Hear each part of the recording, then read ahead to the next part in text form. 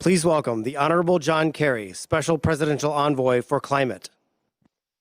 Good morning, good afternoon, good evening, wherever you are tuning in from.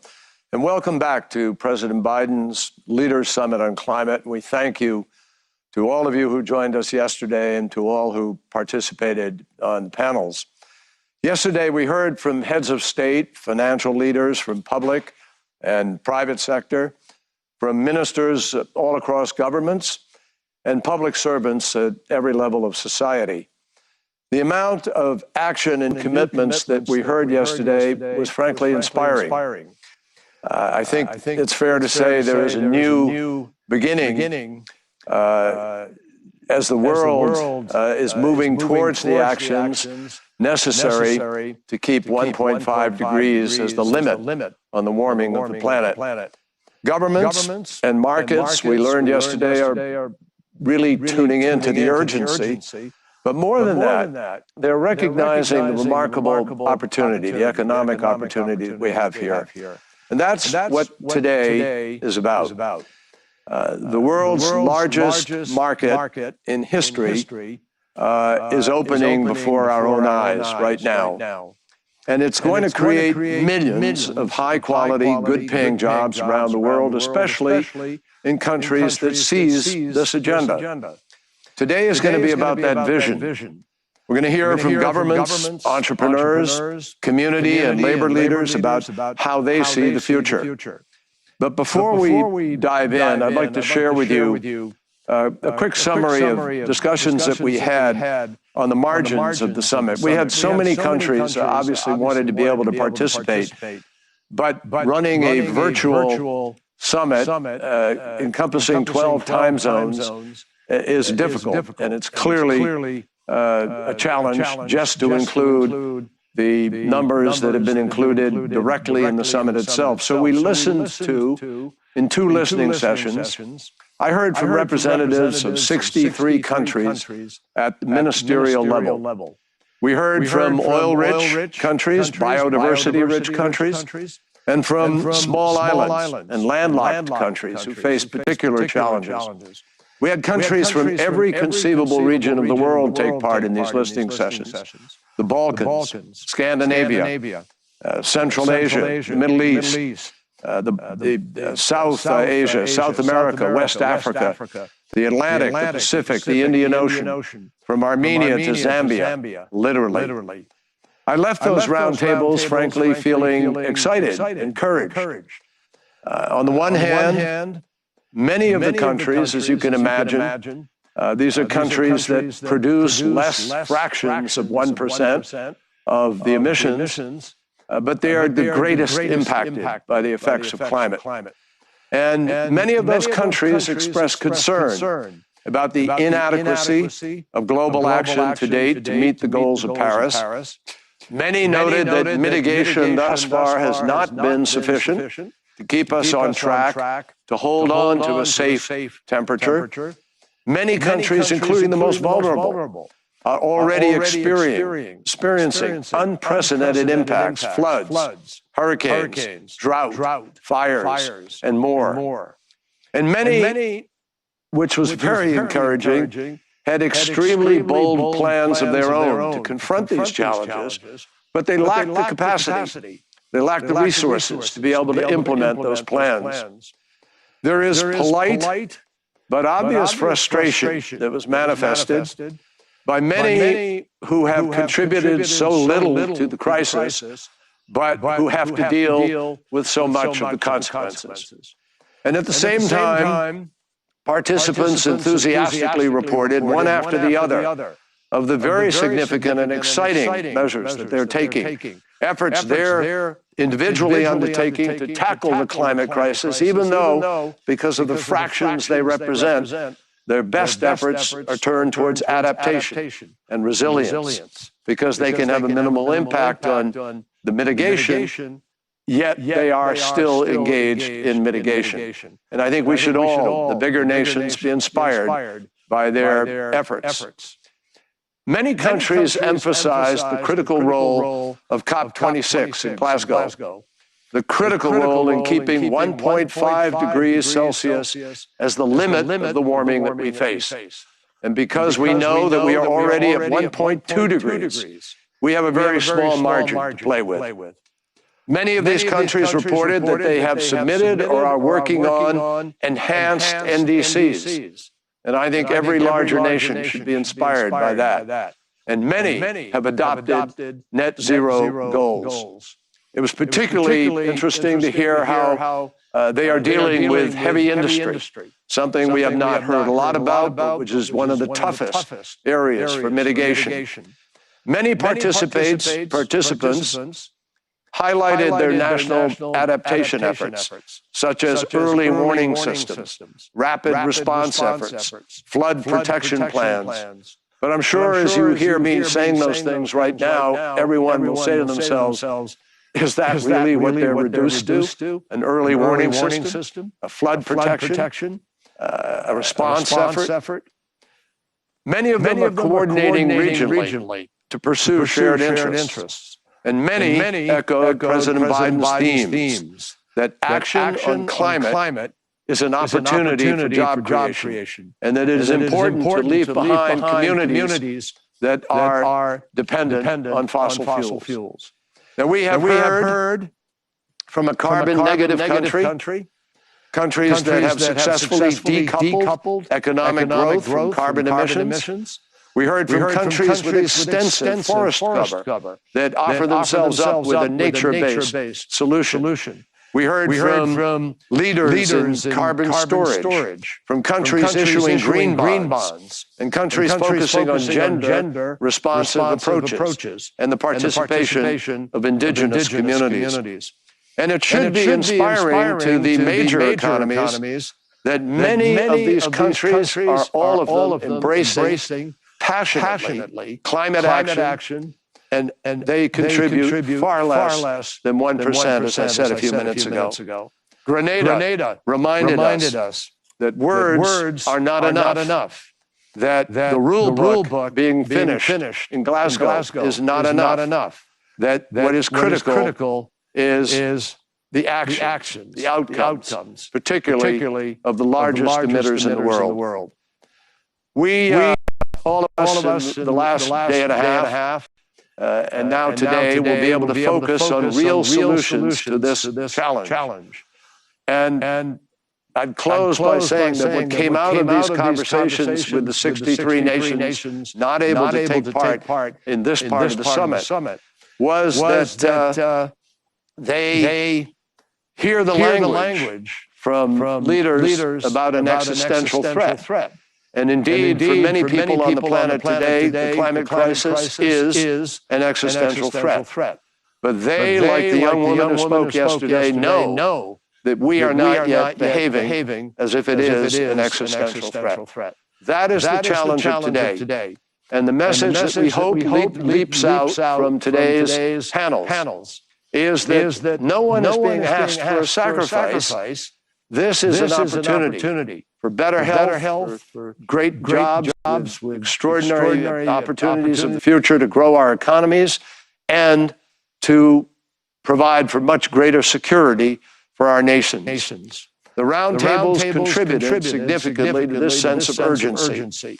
And it is a sense of urgency that really mandates that we raise our ambition as we head to Glasgow. Great pleasure now of introducing my friend Michael Bloomberg. During his career of private sector innovation and his public service as mayor of New York City and as a philanthropist, Mike recognized early on that tackling the climate crisis was going to require action from every level of society, from town halls to governor houses, C-suites to mom and pop shops. And when the previous administration withdrew the United States from the Paris Agreement and retreated from global leadership, Mike Bloomberg leaned in. He founded America's Pledge and helped launch a national movement to rally American cities, states, businesses, universities, and tribal councils to declare that we in the United States, that we are still in the Paris Agreement and climate action. Now in his role as a UN Special Envoy on Climate Ambition and Solutions, Mike uses that experience to help all of us try to move the world to keep global warming to 1.5 degrees. Hello, everyone. I want to thank President Biden and his administration for bringing us all together. Let me also thank the national leaders taking part, including everyone who came to the summit armed with ambitious new goals for cutting emissions. The simple fact is, we can't wait for COP26 to take action. That's why this gathering is so important.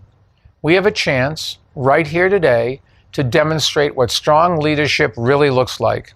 Yes, it's about setting ambitious goals, but it's also about bringing everyone from every part of the world together and working as a team to meet them, not just in government, but in the private sector too. Now, I want to emphasize something that I hear all the time from mayors and from CEOs too. They say, we're ready to do more. We want to do more, but we need more help. Sometimes they need more funding, sometimes they need more authority, and sometimes they need regulatory changes. You won't always agree with them, of course, but I urge you to listen to them, because if you look at the data, cities and businesses hold the key to defeating climate change. They are responsible for the vast majority of emissions, so helping them and incentivizing them to take action really is critical. The more action they take, the faster we can make progress. At Bloomberg Philanthropies, we've been working to help cities raise their ambitions and help spread solutions that work around the world. And our company has been working to help the market move more capital to green projects in every global region by bringing greater transparency to climate risks and opportunities.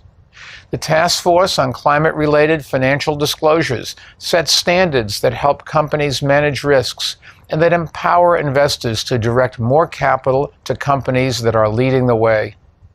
We can't beat climate change without a historic amount of new investment, and that will only happen if governments, investors, and business leaders have the information they need to make smart decisions.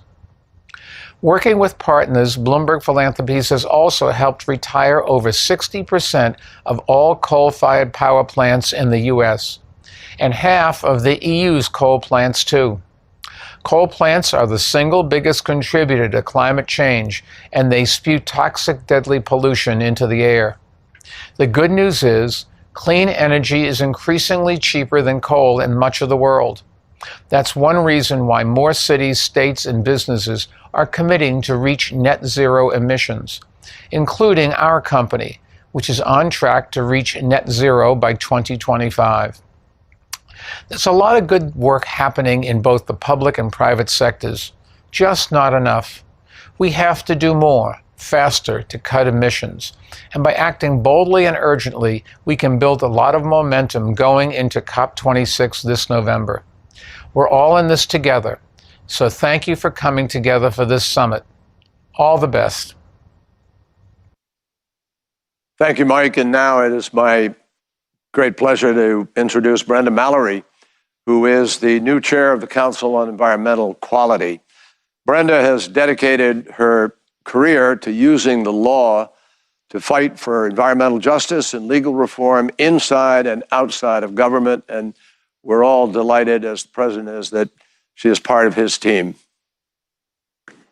Thank you, Secretary. Good morning, everyone. I'm pleased to be part of the discussion on ensuring that all communities and workers benefit from our actions to address climate change. President Biden's approach to environmental justice is guided by a couple of core beliefs. First, that every single person has a fundamental right to drink clean water and breathe clean air. And second, that for too many people, we have failed to deliver those protections.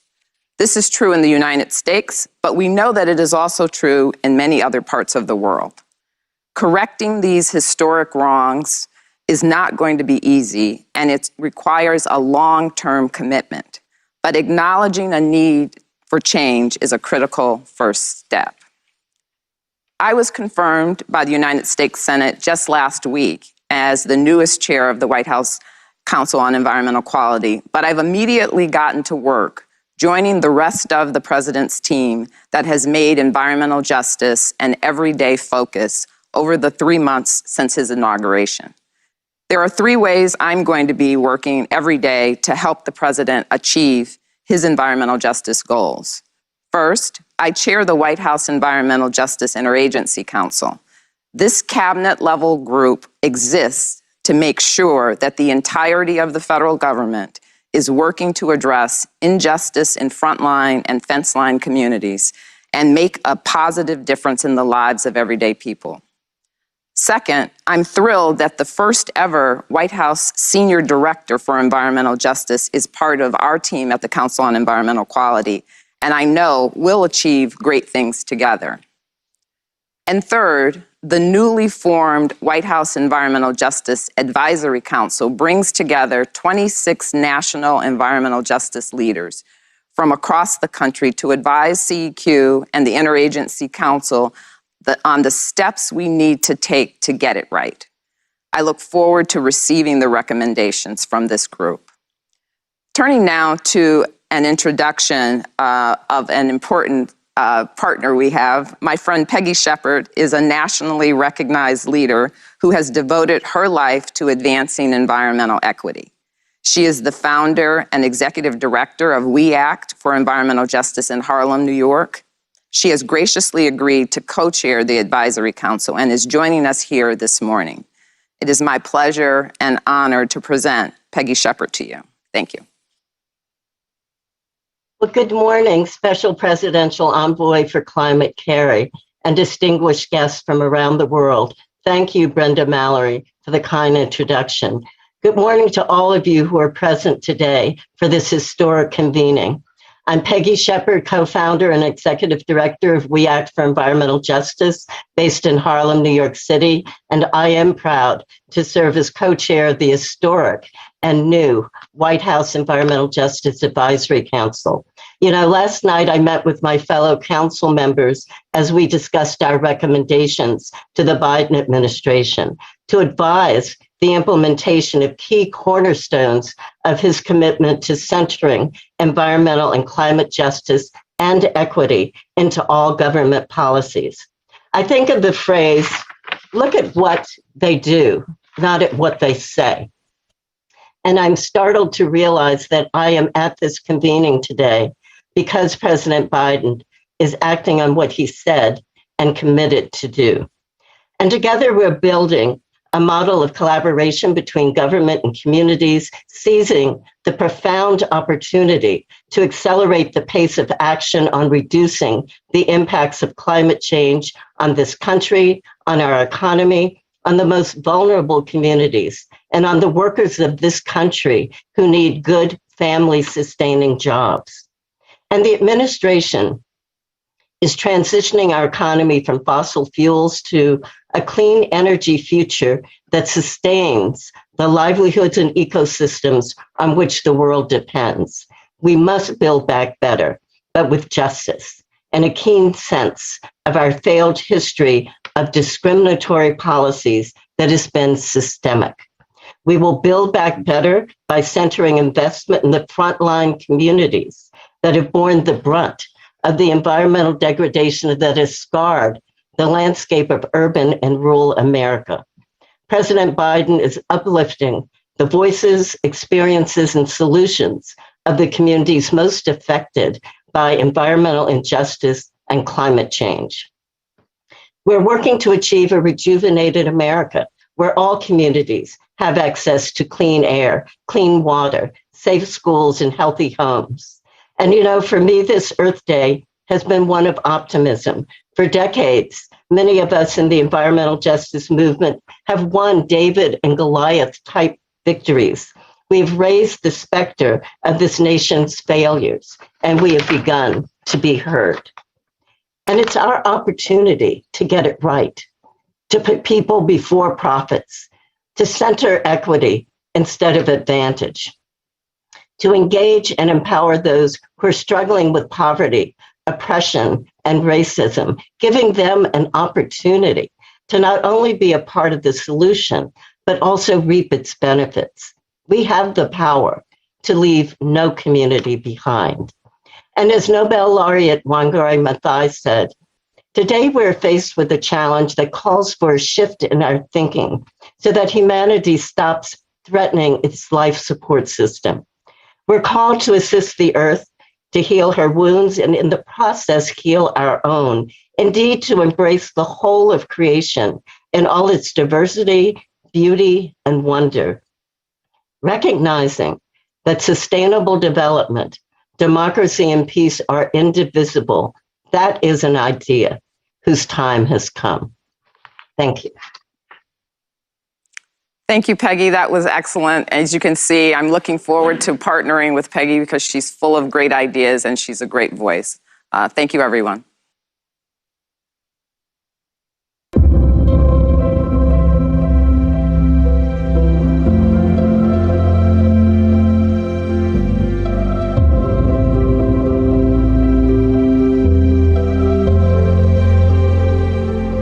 How do we reach global net zero emissions? The path forward requires doing more of what we know works now, while investing in the critical technologies we'll need for tomorrow. Creating and scaling game-changing innovations that will enable 100% clean electricity, produce and use zero carbon fuels, decarbonize industry, aviation, shipping, trucking, build net zero communities, advance climate-smart agriculture, remove carbon dioxide from the atmosphere, and make us resilient. A better world is possible. It starts by investing in tomorrow's technologies today.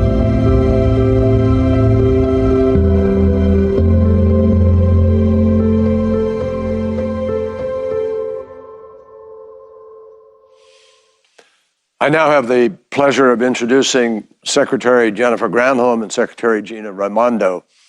Jennifer understands on a personal basis the economic opportunity that climate action provides, and she may understand that better than a lot of other folks because her work as governor of Michigan and her work now as Secretary of Energy has centered on advancing the urgent climate agenda through the creation of high-quality middle-class jobs.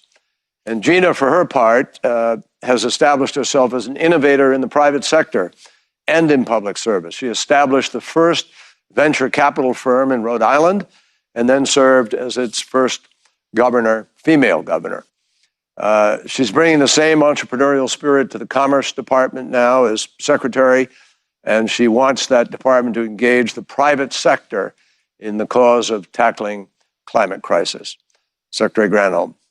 Thank you, sir, and welcome everyone to day 2 of the Leaders Summit on Climate, which of course is concluding a monumental week of international cooperation and collective action.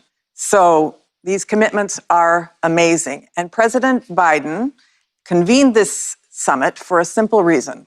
And that reason is that we have to raise our collective ambitions around climate change.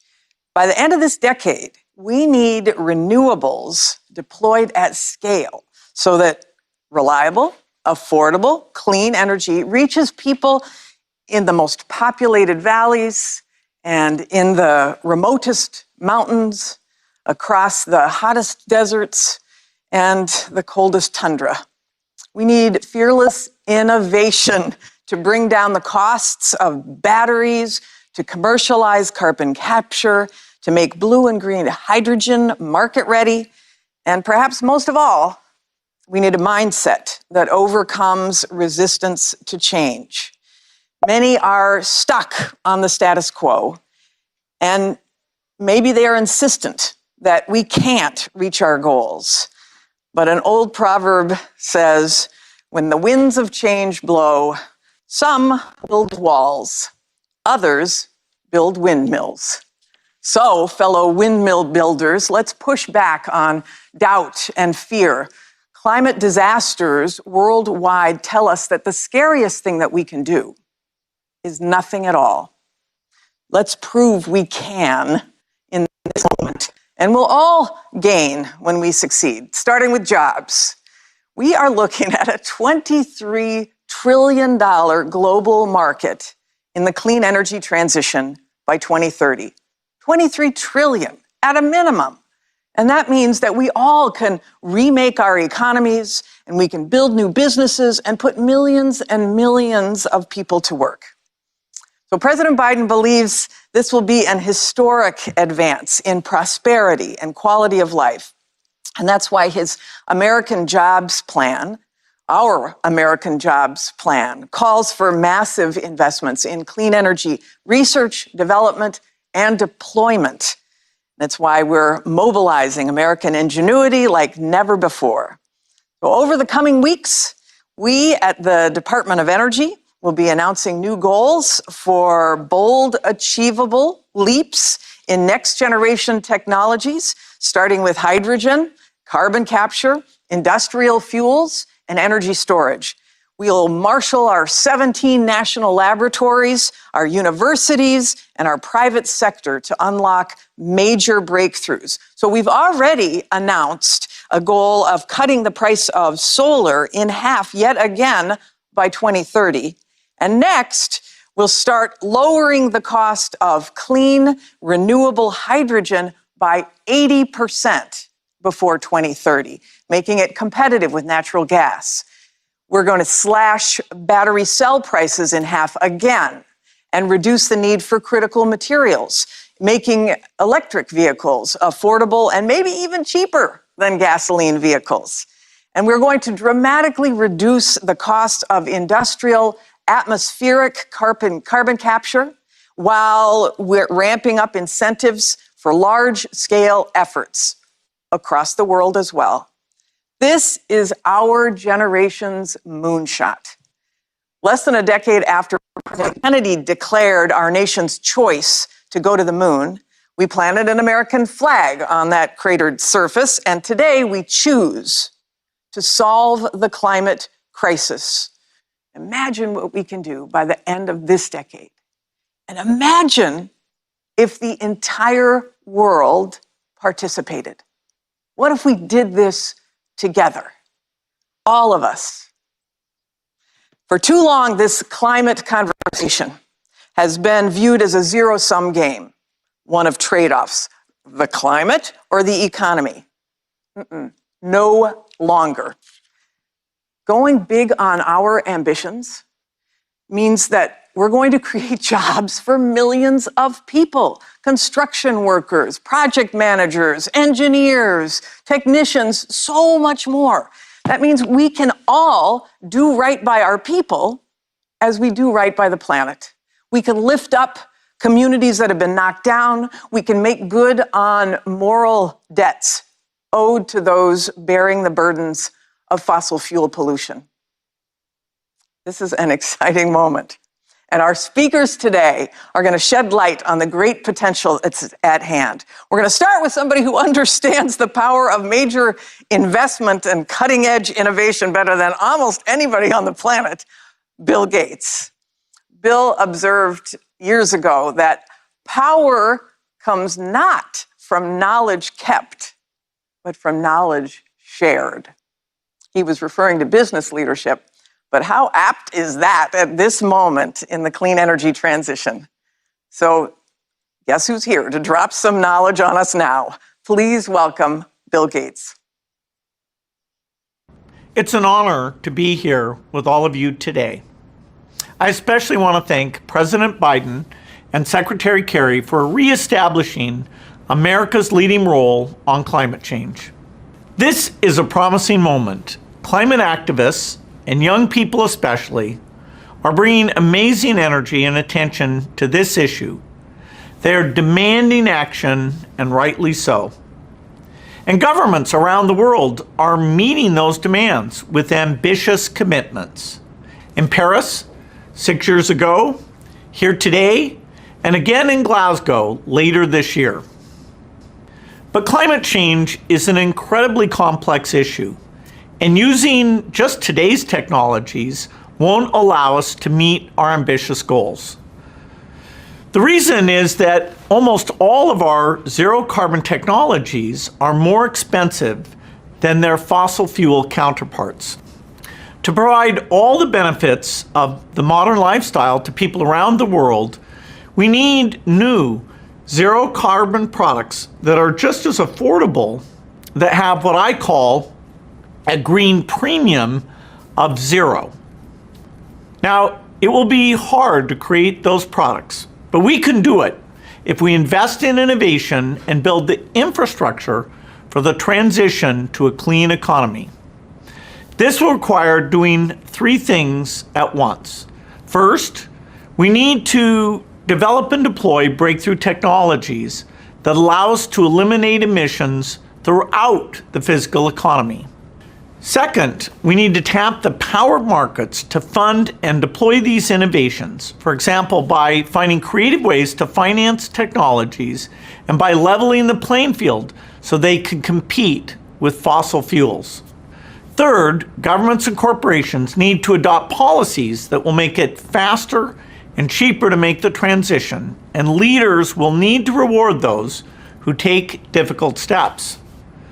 To accomplish these three things, international cooperation will be essential. Mission innovation is one exciting example of governments working together to expand and coordinate their investments in clean energy research. I'm also working with partners on an exciting new program we call Breakthrough Energy Catalyst. It will raise money from governments, philanthropy, and companies to make the large capital investments needed to bring down the cost of emerging technologies. By taking steps like this to create the financing structures that will allow green products to succeed, we can build new industries and companies that support communities around the world with good jobs while making the transition to the clean economy. I hope to work with many of you here on this endeavor. Finally, even as we accelerate innovation to reduce climate impacts, we have to address the climate impacts that are going to come because of the heating that's already taken place. This means accelerating agricultural innovation so that subsistence farmers can withstand the shocks that come with more unpredictable weather. The UAE, United Kingdom, and United States are announcing a new initiative on this topic today, and they're inviting other countries to join their growing coalition in support of these goals. If we take all these steps together, I believe we can avoid a climate disaster. Thank you. Well, thank you, Bill, for recognizing the urgency of the moment and for answering this call to action. We are so fortunate to have you as a warrior in this fight with us. So as we create these new energy technologies, the Biden administration is committed to helping every country embrace them. So over the course of this week, we announced several new collaborations with our international partners. On Wednesday, we joined the United Kingdom and others to launch the Global Power Sector Transformation Consortium, which is there to help power system operators around the world increase renewable energy capacity and to decrease energy waste, all the while keeping the lights on. We also unveiled the responsible use of small modular reactor technology, also known as FIRST, and that supports our international partners in harnessing advanced nuclear energy. And then to move decarbonization forward in the industrial sector, we have joined LEAD IT, which is the leadership group for Industry Transition Initiative that's led by Sweden and India. We're also thrilled to announce our plans to host the 2022 annual meetings of Mission Innovation and the Clean Energy Ministerial in the United States. We started those two great partnerships under President Obama to engage over 30 of our partner countries involved in clean energy innovation. And today, we're saying to everyone that we are firmly back. So our commitment to international collaboration animates this summit too, obviously. Today we're going to hear from 6 heads of state from countries that have been world leaders in specific clean energy technologies. So they're going to tell us how they built these new industries. They're going to tell us what rewards they now enjoy. First, I would love to introduce Prime Minister Mette Frederiksen of Denmark. The Danes obviously pioneered the wind industry, starting with onshore capacity and more recently moving into offshore. Wind is a core component of their transition away from fossil fuels, and we're so glad to have this longtime global leader in clean energy technology represented today. Welcome, Prime Minister. Thank you so much, Mr. President, Excellencies, ladies and gentlemen. Imagine that you are flying across the North Sea. Hundreds of wind turbines appear on the horizon. As you get closer, you spot an island creating clean electricity, clean fuels, green innovation for millions of European households. That's our Danish vision of the world's first energy island. And it's not just something to imagine. Denmark will soon make it a reality. Already today, almost 50% of Denmark's electricity is powered by wind. And we have plans to build even more. Up next is turning green electricity into green fuels. This will solve major challenges for all of us. Emissions from trucks, planes, and ships. And it will also create a lot of new jobs, plenty of green jobs, offshore, onshore, in ports, in test and research facilities, in industry. We will leave no one behind. In just 2 years, the world's leading container shipping company, Maersk, will launch its first carbon-neutral container ship. As governments, we should support this. That's what Denmark aims to do with the new mission Innovation on Shipping, in close collaboration with the US. Denmark also supports the Agriculture Innovation Mission for Climate. This is another area where we need to increase research and development. Taking the next steps in innovation will not be easy, but I am confident that we can do it. Why? Because we have done it before.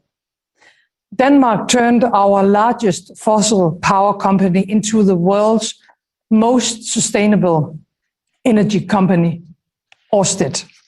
We have decided to end all Danish oil and gas production in the North Sea by 2050. Today, Denmark has more jobs in green energy than in fossils, and the private sector is on board. We have formed climate partnerships with all parts of Danish business. All of Denmark is now united in reaching our target, a 70% cut in emissions by 2030. Thank you, President Biden, for bringing the United States back into the Paris Agreement. Let us continue our shared journey into a greener and more sustainable future.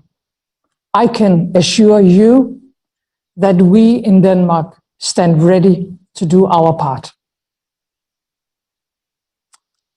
Thank you so much, Prime Minister Frederiksen. We all applaud the announcement of the world's first energy islands. Very exciting. And all of us in the Biden administration are really thrilled to join you as the co-leads of that mission innovation effort to decarbonize global shipping. Bravo. So it's now my pleasure to introduce His Highness Sheikh Mohammed bin Rashid Al Maktoum of the United Arab Emirates. Welcome, Your Highness. فخامة الرئيس جو بايدن، أصحاب السمو والفخامة والمعالي السيدات والسادة، السلام عليكم ورحمة الله وبركاته. أود في البداية التوجه بالشكر لفخامة الرئيس جو بايدن على دعوته الكريمة إلى هذه القمة المهمة لمناقشة التصدي لقضية تغيير المناخ وكيف يمكن تحويل هذا التحدي لفرص تنموية مستقبلية يستفيد منها الأجيال القادمة. وأحب أن أؤكد هذا التزام دولة الإمارات العربية المتحدة بالعمل مع الولايات المتحدة الأمريكية والمجتمع الدولي والشركاء بين القطاع الخاص والتحقيق نقلة نوعية في التعامل مع قضية التغيير المناخي. أصحاب الفخامة السيدات والسادة، رغم كون دولة الإمارات من الدول الرئيسية في العالم المصدرة للنفط، إلا أننا اتخذنا قرار قبل 15 عام بالاستثمار في الطاقة المتجددة والتكنولوجيا منخفضة الكربون. لدينا اليوم محطتين للطاقة الشمسية من بين الأكبر عالميا، وقررنا إنشاء محطة ثالثة ستكون أكبر محطة مستقلة للطاقة الشمسية في العالم. نستضيف اليوم في دولة الإمارات الوكالة الدولية للطاقة المتجددة، واستثمرنا في 70 دولة حول العالم في مشاريع الطاقة المتجددة عبر قروض ميسرة لهذه الدول، لأننا نؤمن بأن هذا النوع من الطاقة يمثل المستقبل الأمثل للبشرية. بالمناسبة تعتبر دولة الإمارات الأولى في الشرق الأوسط في تقنيات التقاط الكربون وتخزينه، ويعد قطاعنا النفطي الأقل على مستوى العالم في الانبعاثات الكربونية.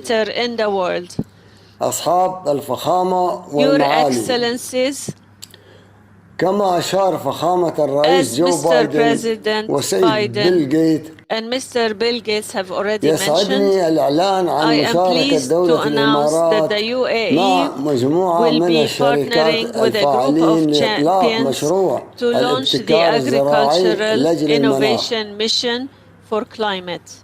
ومبادرة جديدة لدعم البحث والتطوير والابتكار في أنظمة الغذاء على مدى السنوات الخمس المقبلة. سيدات والسادة، إن قضية التغيير المناخي ليست قضية مؤقتة، بل هي تحدي عالمي مستمر. وإذا لم تعمل كافة الدول كفريق واحد للحفاظ على كوكب الأرض للأجيال القادمة، فستكون الكلفة أكبر بكثير مستقبلا. نحن اليوم أمام فرصة عالمية جديدة بقيادة الرئيس جو بايدن، ونضع يدنا في يده لنتمكن جميعا من الاستفادة من الفرص العظيمة التي يولدها هذا التحدي العظيم. شكرا والسلام عليكم ورحمة الله وبركاته. Well, thank you, Your Highness.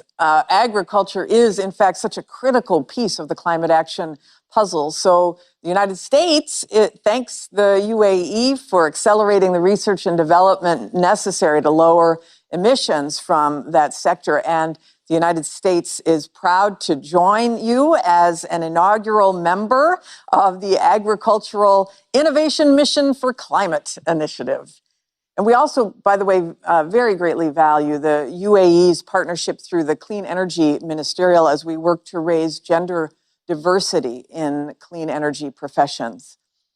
So now I would like to introduce Prime Minister Bibi Netanyahu. Israel has been, as we know, a global leader in technology innovation, and clean energy is certainly no exception. Not only has Israel developed critical technologies for climate change mitigation, they're also showing us how to build resilience against impacts like water scarcity. Their focused investments in Israel have actually, by showing us, lowered the costs of climate action for countries all over the world. And through collaborations like the U.S.-Israel Energy Center, we hope to drive that progress even further. Welcome, Prime Minister Netanyahu. I thank President Biden and his team for hosting this important virtual summit. I've known President Biden for some 40 years. I know the strength of his commitment for stronger action on climate. This is a commitment we in Israel fully share. I pledge to reduce Israel's carbon footprint and to completing a successful transition from fossil fuels to renewable energy by 2050. We've already made crucial progress in two specific areas. In coal, we've substantially reduced our dependency. In fact, Israel is a global leader in cutting coal consumption. By 2025, that's 4 years from now, barring unforeseen circumstances, Israel will no longer be burning coal, period. In solar energy, over the last 5 years, we've increased our generation from 2% to almost 10% this year, and we're committed that by the end of this decade, renewable energy will be providing over a third of Israel's electricity. The challenge we still face is solar energy storage. My government is working to overcome this challenge and make Israel a global leader in energy storage. This will enable us to revolutionize our use of renewable energy. Hundreds of Israeli startups are working on this project and on related issues. These companies have already received billions of dollars. They'll receive more, because I'm convinced that Israeli science and Israeli ingenuity will enable us to play our part in the global transition to a net zero carbon economy. In water too, Israel is making a big difference. We've shown the world how to use water more efficiently in agriculture through pioneering developments in drip irrigation, hydroponic agriculture, and the use of artificial intelligence. Israel is a world leader in water purification and recycling, as well as in desalination. About 93% of Israel's wastewater is purified, and 86% is recycled for use in agriculture. These are very big numbers. And cooperation in the fields of water and renewable energy are also an integral part of our new cooperation with the UAE and Bahrain. So not only are we working to end dependency on fossil fuels and finding solutions to the climate crisis, but we're helping to cement Arab-Israeli peace. And that bodes well for the entire region, for the entire world. Thank you. Well, thank you, Prime Minister Netanyahu. Very encouraging. I'm now very pleased to introduce President Uhuru Kenyatta of Kenya. As a nation that's on the front lines of climate change, Kenya has taken up the mantle of leadership on both innovative adaptation methods and expanding access to clean energy. They've showcased for the world how it's possible to leapfrog a carbon-intensive industrialization strategy and land right on sustainable development strategies. So here to tell us about those efforts, President Kenyatta. Thank you very much for this opportunity. And at the very start, let me congratulate President Biden for once again leading the United States to re-engage the global community of nations on matters environment and climate change. And I also want to take this opportunity to thank him and his administration for recognizing Kenya's leading role on the African continent in matters environment as well as innovation. Ladies and gentlemen, climate change is no longer a future crisis, but rather a present one. Like the COVID-19 pandemic, it is a defining development and security challenge that we must address today. The reality is hard to ignore. and the consequences of our inaction are indeed dire. Many of our countries are experiencing frequent extreme weather patterns with devastating impacts on economies, livelihoods, and ecosystems. There is a lot that we can do as individual countries to mitigate climate change. And allow me at this moment to highlight just a few examples of what we in Kenya have done in this regard. Kenya has updated their nationally determined climate contributions that were submitted to the United Nations Framework Convention for Climate Change in December of 2020. And we commit to continue to reduce our emissions by 32% by the year 2030, against the business as usual scenario. In addition, we are also in the process of developing a greenhouse gas emission strategy for 2050, and we will be submitting the report to the United Nations Framework for Convention and Climate Change before COP26 later this year. In our journey to the 2050 target, Kenya intends to complete its transition to renewable energy, and clean energy already accounts for about 90% of total electricity supply in Kenya, and we intend to increase this to 100% by the year 2030. As you may know, Kenya is a pioneer in geothermal energy on the African continent, and indeed holds the 5th position globally. Our geothermal potential is great, and the amount currently tapped is actually less than 10%. And this presents huge investment opportunities across the technology value chain, as well as huge opportunities for employment of young Africans across our country. We're also the first country in the world to pioneer new geothermal wellhead technology, which ensures the immediate power supply at low costs, even before the associated infrastructure is in place. Kenya is also home to one of the largest single wind farms on the African continent, in addition to significant yet underexploited potential for solar-based power generation. Ladies and gentlemen, to meet the energy needs of the rural communities, we have also deployed digital technologies using an innovative pay-as-you-go mobile money credit facility, better known locally as M-Kopa. And these communities have switched from kerosene to solar for lighting and to power appliances such as televisions and refrigerators. Kenya is already a leader within the sub-Saharan Africa in developing and distributing clean cook stoves. There is, however, still more work to be done to provide domestic solutions for clean cooking services for 80% of Kenyans who continue to depend on biomass for cooking. To address the clean energy cooking gap, we have committed to achieve a 100% clean cooking under the SDG 7 by the year 2028, 2 years ahead of the UN target date. To promote innovation, our institutions of higher learning and research have established climate technology incubation centers. And we are also working closely with business leaders as well as the academia to develop appropriate, sustainable waste management and circular economy innovations. Let me conclude by also taking this opportunity to raise a concern regarding financing. Most developing countries are struggling to finance climate mitigation and adaptation actions. A recent UN adaptation gap report estimates that the current annual adaptation costs in developing countries to be about $70 billion US, and this is expected to rise to about $140 to $300 billion by the year 2030 if no action is taken today.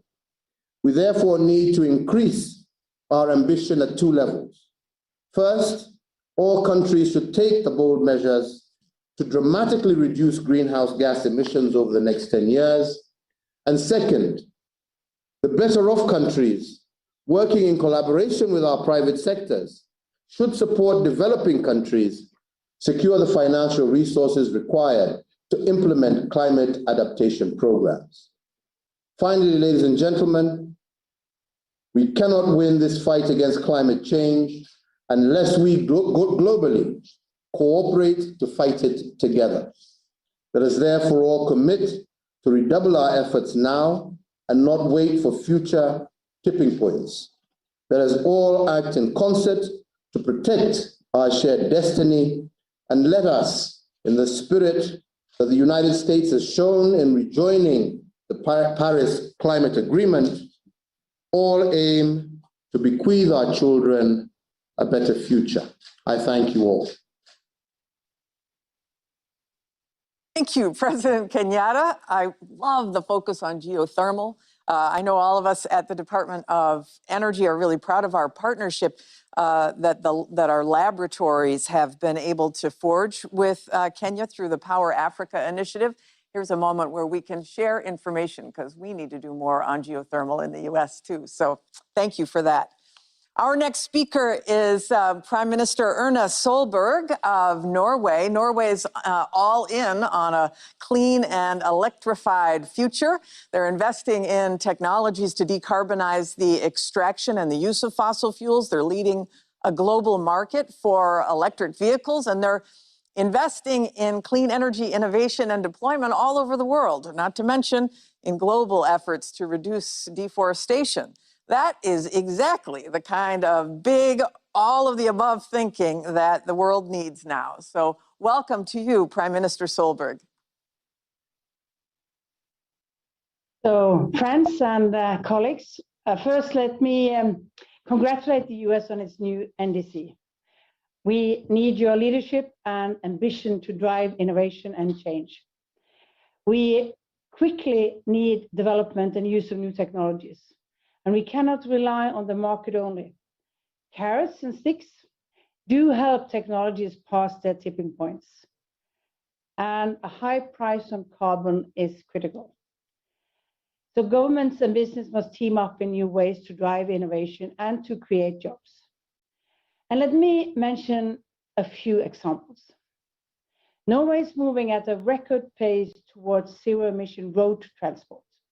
More than half of all new cars in Norway are electric. Tax exemptions and other incentives, such as reduced road tolls, has changed consumer preferences.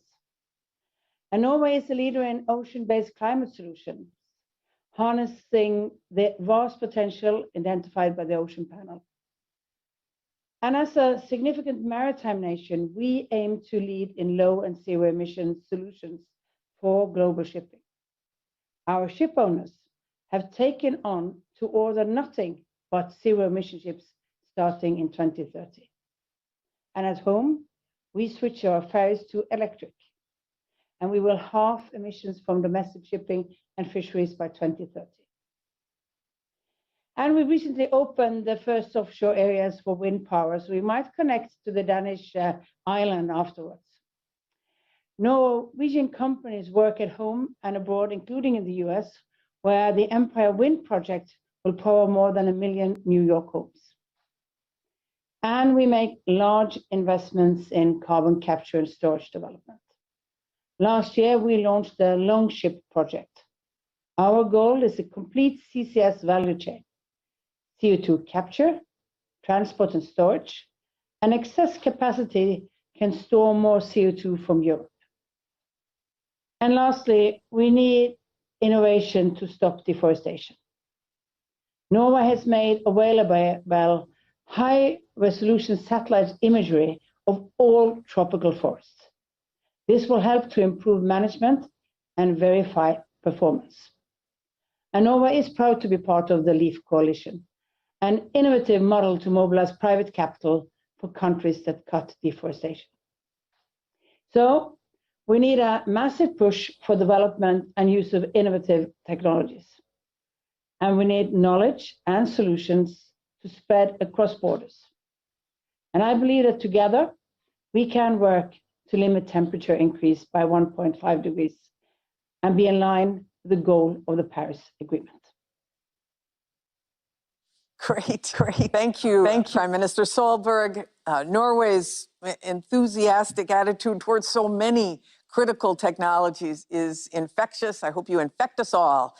And that's why really the Biden administration is so excited today that we're also announcing and launching the Net Zero Producers Forum with Norway, as well as Canada and Qatar and Saudi Arabia. This means that together we are committed to crafting pragmatic net zero strategies that oil-producing countries all over the world can look to for their own transitions. Very exciting.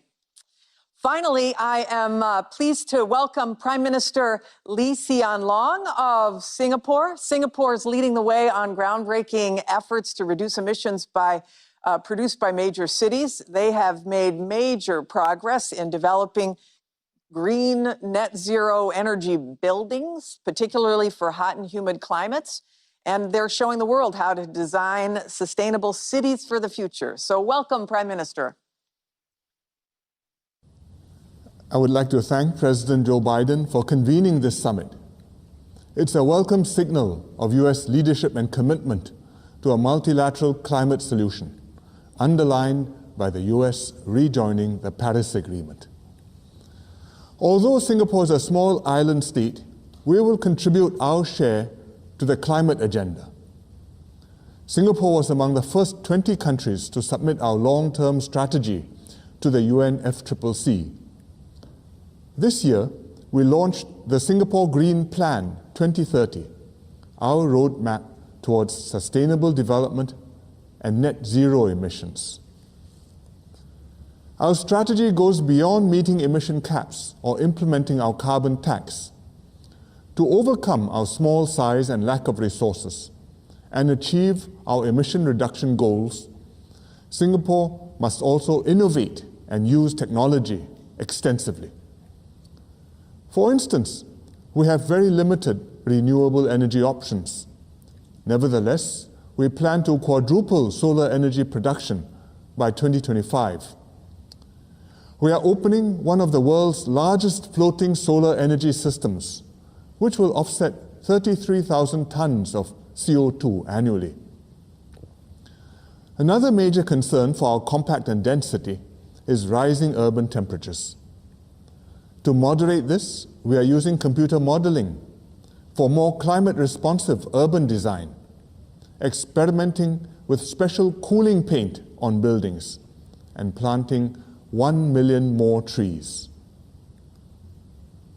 As a financial hub, Singapore can help the global push for sustainability through green finance, fintech, and capability building.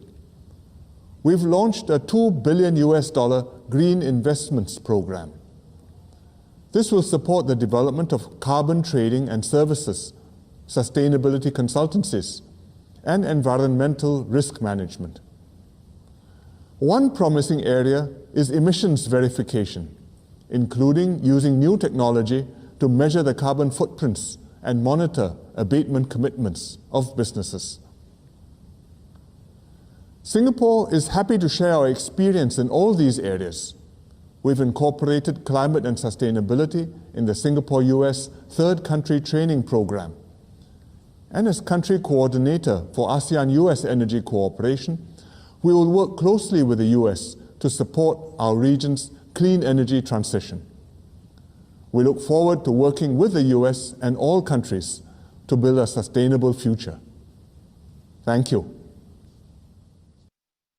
Well, thank you, Prime Minister. Singapore is certainly pushing the envelope in fascinating directions, from computer modeling for urban design, new technologies for emissions verification, all sorts of great stuff. But what's clear from these 6 heads of state is that there is really tremendous opportunity for investments in a broad range of clean energy technologies, not only to mitigate emissions and adapt our society to climate impacts, but to also boost our economies and create good-paying jobs for our citizens. I do want to thank each of our guests once again for highlighting these impressive technologies and investments that your countries are making in these technologies to inspire us and hopefully share with the world, for your commitment to spreading those technologies so we can all rise to this challenge of climate change together. And now it is my great pleasure to turn this over to my friend, Secretary of Commerce, Gina Raimondo, for a look at the massive economic opportunity of the new energy economy, with help from speakers representing the private sector and civil society. Secretary Raimondo. Thank you, Jennifer. Good morning, everybody. Like Jennifer, I'm a former governor of the state of Rhode Island, and I am President Biden's Commerce Secretary. And as Secretary Granholm said, we all are tired of the old view that we have to make a trade-off between jobs and the environment, meeting the needs of climate and the economy. And so as the Commerce Secretary, I am joining forces with all of you to show leadership in our commercial sector as we look to the private sector for innovations, as we've all been talking about, and new technologies that are necessary in order for us to continue to move forward in our fight against climate change. It's been amazing to listen to what is happening all around the world, and it is thrilling to be here on President Biden's team to be leading again with all of you in the world on climate. Raising our innovation ambition is going to be what makes it possible to raise the world's climate ambition. And that is what today is all about. And government cannot do it alone. We need the private sector. We need private sector innovation. We need entrepreneurialism. And we need academic research and academic research institutions to play a huge role in uncovering and developing new technologies and innovations. Investments that can unlock massive economic opportunities as well. Already in 2020, global investments in clean technologies crossed the $500 billion mark. And in the coming decades, the new energy economy will open multi-trillion-dollar markets for clean technologies, especially driven by fast-growing emerging economies. As many of you have said, this is a once-in-a-generation opportunity to develop and produce advanced technologies, export them around the world, and speed global net zero transitions, which will ultimately, as many of you have said, lead to the creation of millions of jobs, millions of good, high-paying union jobs. So it is my great pleasure this morning to introduce a series of academic and private sector innovators who will be necessary to allow all of us to achieve our goals. First, I would like to introduce Dr. Fatih Beral, Executive Director of the International Energy Agency, to frame the climate challenge and the central role of innovation in reaching net zero emissions. Dr. Beral's leadership has led a transformation and modernization of the International Energy Agency to become the global hub for collaboration on clean energy transitions. He chairs the World Economic Forum's Davos Energy Advisory Board and is widely recognized as a top global leader on the world's energy scene. So please join me in welcoming Dr. Beral.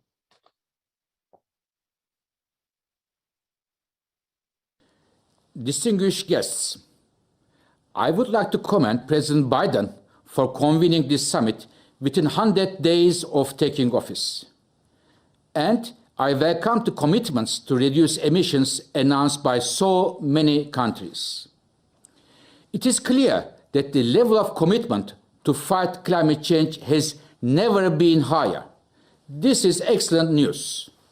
But I will be blunt. Commitments alone are not enough. We need real change in the real world. Right now, the data does not match the rhetoric, and the gap is getting wider and wider. Our latest estimates for global emissions in 2021, this year, are a warning for humanity. Emissions are on track for their second largest increase in the history. We are not recovering from COVID in a sustainable way, and we remain on a path of dangerous levels of global warming. Yet, there are grounds for optimism. Electricity generated from renewables, solar, wind, and others, will break records this year, and the sales of electric cars will reach another record high. But getting to net zero emissions requires much more than that. We will need to transform our entire energy system. This means drastically cutting emissions from trucks, ships, and planes. We will also need to do the same for steel and cement factories, chemical plants, and in farming. We have today many technologies at our disposal: energy efficiency, solar, wind, electric cars, nuclear power, and many more. And we need to deploy these as quickly as possible. However, IEA analysis shows that about half the reductions to get to net zero emissions in 2050 will need to come from technologies that are not yet ready for market today. This calls for massive leaps in innovation across batteries, hydrogen, synthetic fuels, carbon capture, and many other technologies. On 18th of May, only a few weeks from now, the International Energy Agency will release a roadmap for how the global energy sector can reach net zero by 2050. Make no mistake, this is a Herculean task. Participants to this summit have used the occasion to make new announcements. Let me add one from the IEA. According to our upcoming roadmap, reaching net zero will triple clean energy investment opportunities over the next decade. This will generate millions of well-paid jobs and create the industries of the future. But our priority is to make sure these benefits reach as many people as possible. Ladies and gentlemen, we need to work all together to achieve our goals and create a better future for all of us.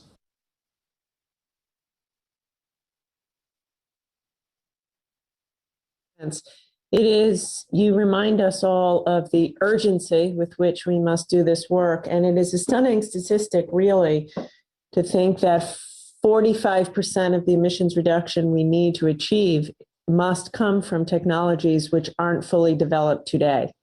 So it's really a call to action for all of us and the innovators in our country to continue to push as it relates to new technology and innovation.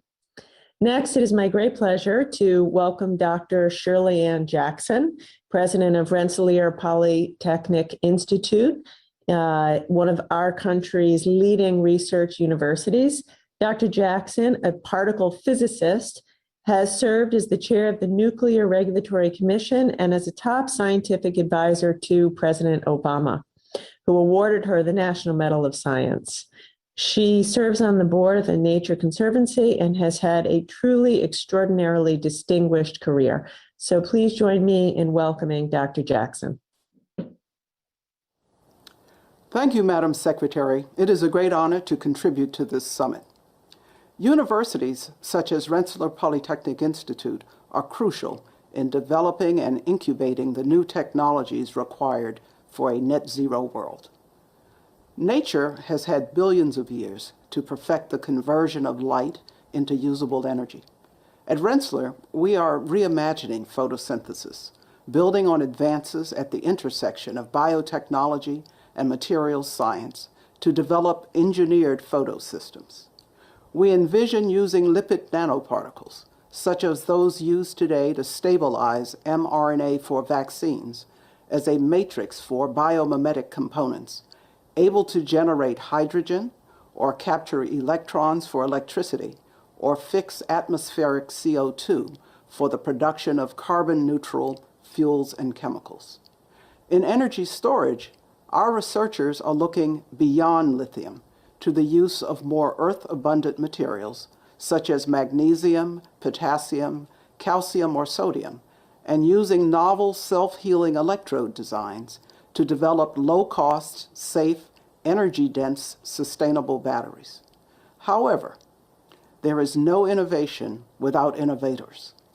Universities play the crucial role in educating the next generation of talent.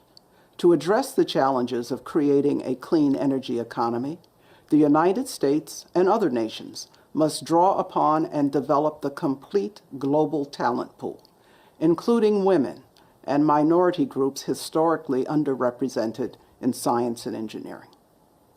Universities are the crossroads for collaboration across disciplines, sectors, geographies, and generations.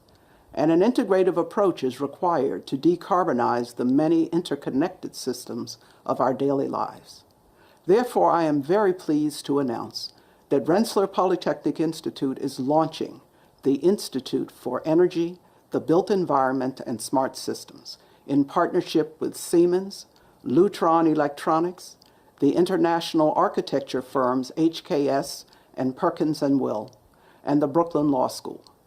The new institute, based in New York City, will use the most advanced digital technologies to drive decarbonization of urban environments at the systems level. It will model integrated transportation, communications, and supply chain networks. It will link architectural design, engineering, and a new approach to regulation to create infrastructure that is both net zero and climate resilient. It will use new materials, renewable energy systems, and sentient building platforms to maximize human health and well-being. We thank President Biden for convening this summit, and we look forward to the work ahead.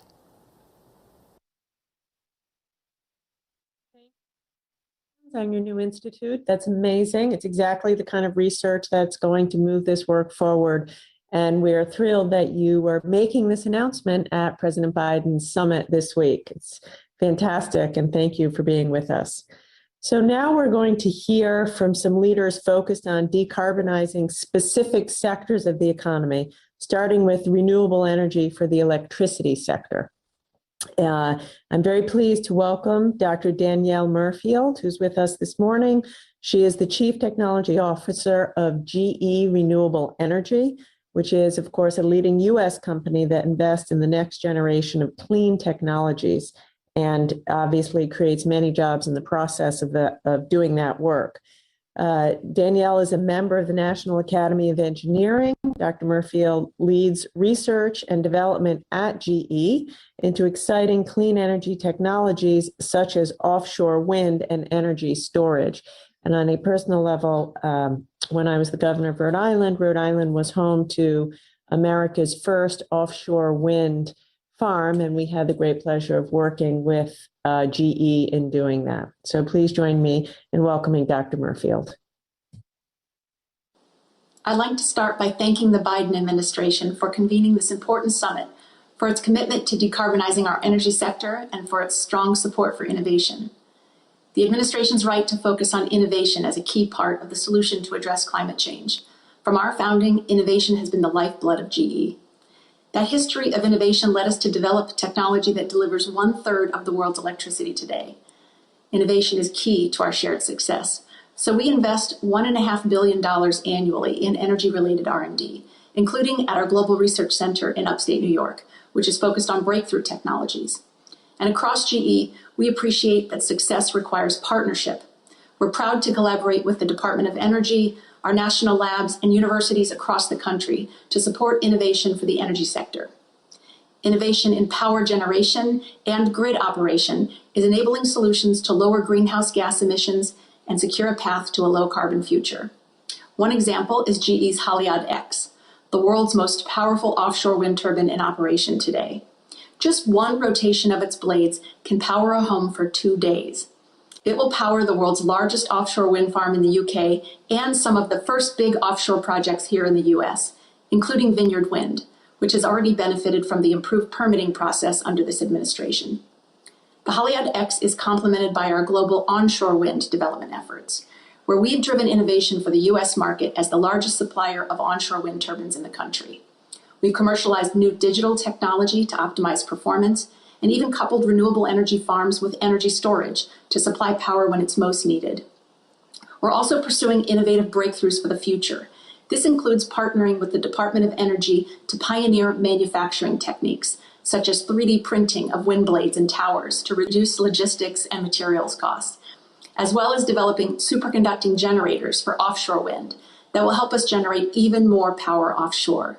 And unlike conventional generators, these don't require rare earth materials, helping secure our energy supply chain. Beyond generation, we're also working on innovative solutions for digitizing and modernizing the grid to ensure reliable delivery of electricity with improved security and lower operational costs. We know that for innovation to succeed, we must promote diversity in our thinking and ensure we tap the thoughts of many communities. To that end, the GE Foundation, our independent charitable organization, is announcing a commitment of up to $100 million to increase the diversity of young people in engineering. This program will provide underrepresented students hands-on exposure to engineering concepts and careers and ultimately award scholarships, developing the next generation of engineers focused on building a world that works. We look forward to partnering with the countries and customers represented here at the summit to support the energy transition and transform our global energy sector together. Thank you. Thank you. And thank you to GE for your leadership. It is exciting to both innovate, create jobs, meet the needs of climate change, and move towards a more equitable workforce by providing opportunities for a diverse workforce. So thank you. In addition to producing renewable energy, a net zero transition will require transporting that power and using it across the economy, as we've heard from many of the world leaders this morning. We'll need to start building smart electrified systems all over the world.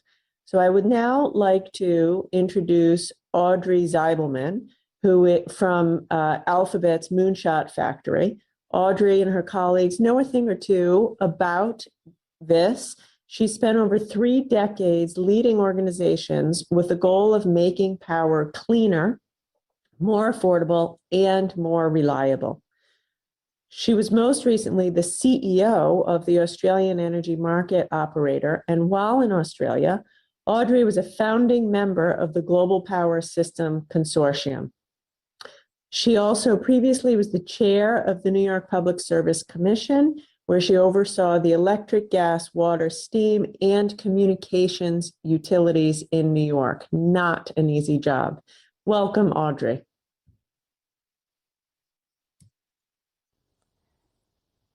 Thank you. President Biden, Special Envoy Kerry, Secretary Armando, Secretary Granholm, and honored guests. It's an honor to be here today. As we all know, to achieve our carbon reduction targets, we must provide people worldwide with access to clean, affordable, and reliable electricity. As a 30-year veteran of the electric industry, today I'd like to talk about the vital role technology innovation and broad sector collaboration must have in achieving this goal. What most people don't understand is that the power system only works if the supply of electricity balances with the amount being used every moment of the day.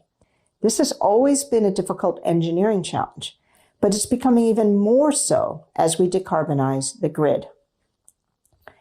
I have firsthand experience of this and of how climate change is only making this task harder. Just over a year ago, I was in the control room with my team working to keep the lights on during unprecedented bushfires. We were losing major parts of the system. The limitations on our modeling and visualization tools meant we had to act with incomplete information.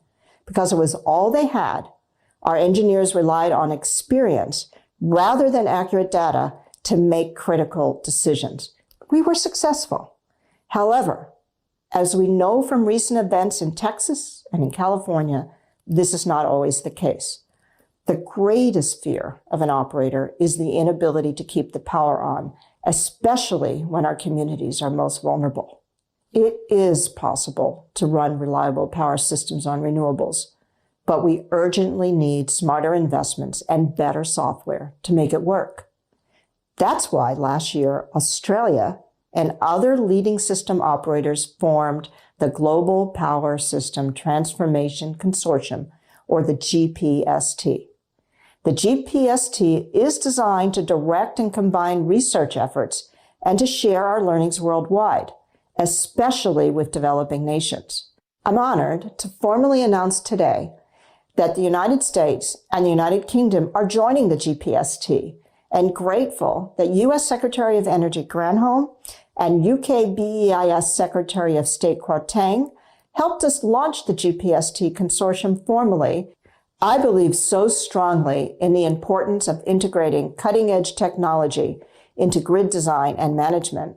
I left the energy industry to join X, Alphabet's moonshot factory, to lead their moonshot for the electric grid and be a part of Alphabet's industry-leading work to combat climate change and build a greener economy. Our team has been working with partners to develop the tools required to move our grids out of the industrial age and into the age of intelligence. I look forward to working with GPST members, governments, and industry leaders to make the moonshot of a clean, affordable, and reliable electricity system worldwide a reality. Thank you. Thank you, Audrey. Thank you for that terrific presentation and your exciting announcement about GPST. And thank you for reminding us of the very real and dangerous consequences of not doing this work and not innovating with urgency. So last but absolutely not least, it is my great pleasure to introduce Anna Borg, who has a long and distinguished career in the energy sector. Anna is the president and CEO of Vattenfall, a Swedish multinational power company, which has been a leading innovator in using green hydrogen to decarbonize highly emitting industrial processes. Prior to that, she was the CFO of this company, and as I said, has a long and distinguished career in the energy sector. Welcome, Anna. Thank you, Secretary, for the nice introduction. Thank you, President Biden and Secretary Kerry, for your leadership. With the United States now re-entering the global climate arena and the Paris Agreement, you can count on Sweden as a partner in this critical work. It is encouraging to hear that the United States is now joining the Lead It initiative. Vattenfall is one of the largest energy companies in Europe, with its origin and base in Sweden. A few years ago, Vattenfall embarked on a journey with a goal to enable fossil-free living within one generation. This is not our sustainability strategy, it's our business strategy, and it is sustainable. We are not just phasing out fossil emissions from our own operations, we are working in close partnerships with our customers to help them do the same. We have more than 100 years of experience of innovation and a large and growing portfolio of sustainable and fossil-free electricity. We believe we can drive innovation through electrification. 5 years ago, building on the Swedish heritage of cross-industry innovation, we began a partnership with leading mining and steel companies, LKAB and SSAB. Together, we created Hybrid, with the aim of producing the world's first fossil-free steel.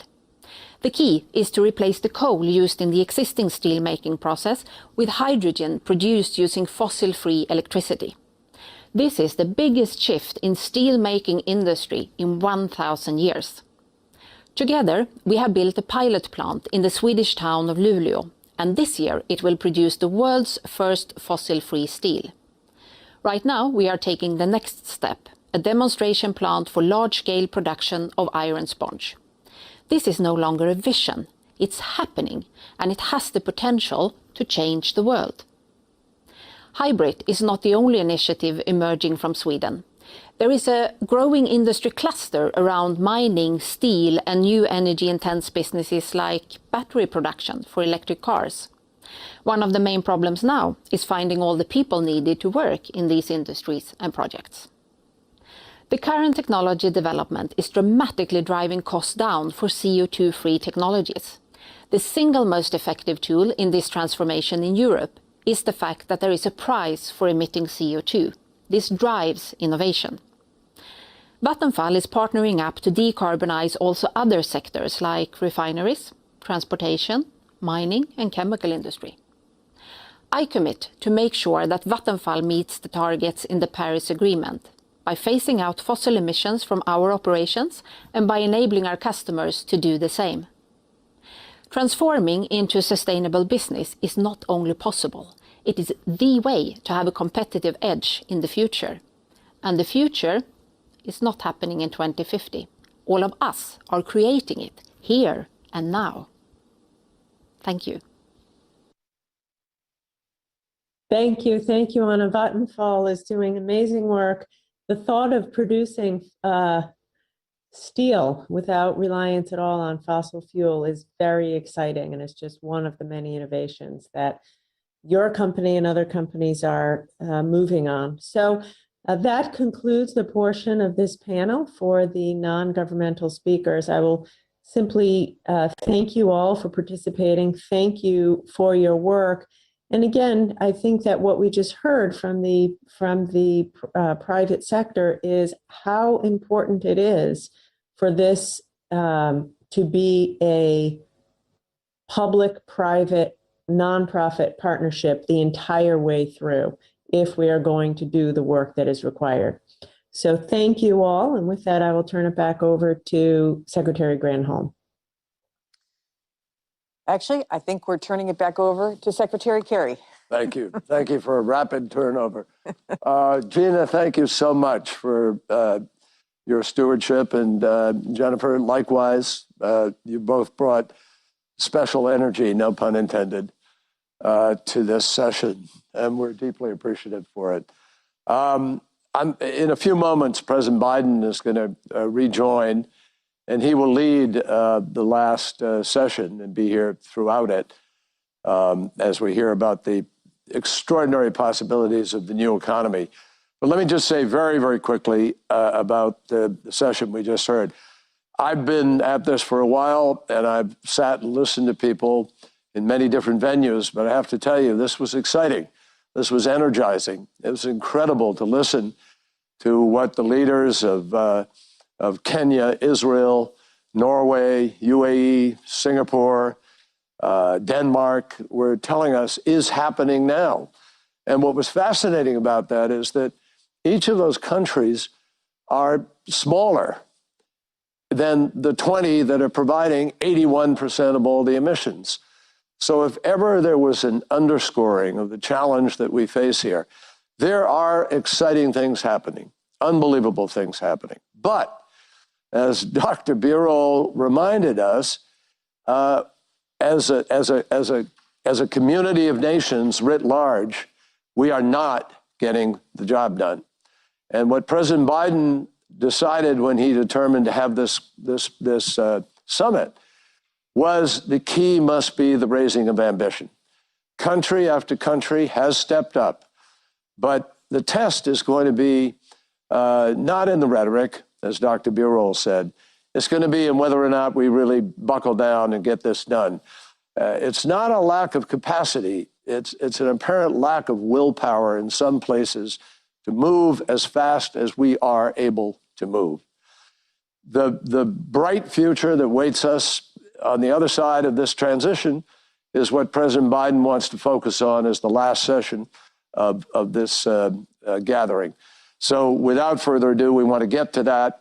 I thank everybody for taking part in this particular session. And in a moment, we're going to listen to the economic benefits and jobs, the once-in-a-generation opportunity that we have to transition our economies and to do better for our people as well as for the planet itself. So we look forward to that session. Thank you.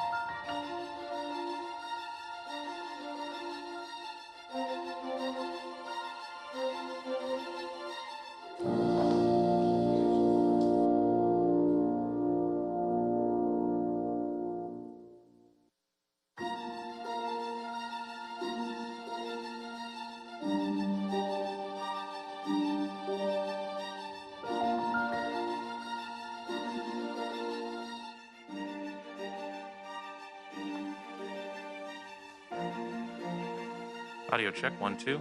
Audio check, 1, 2, 3, 4.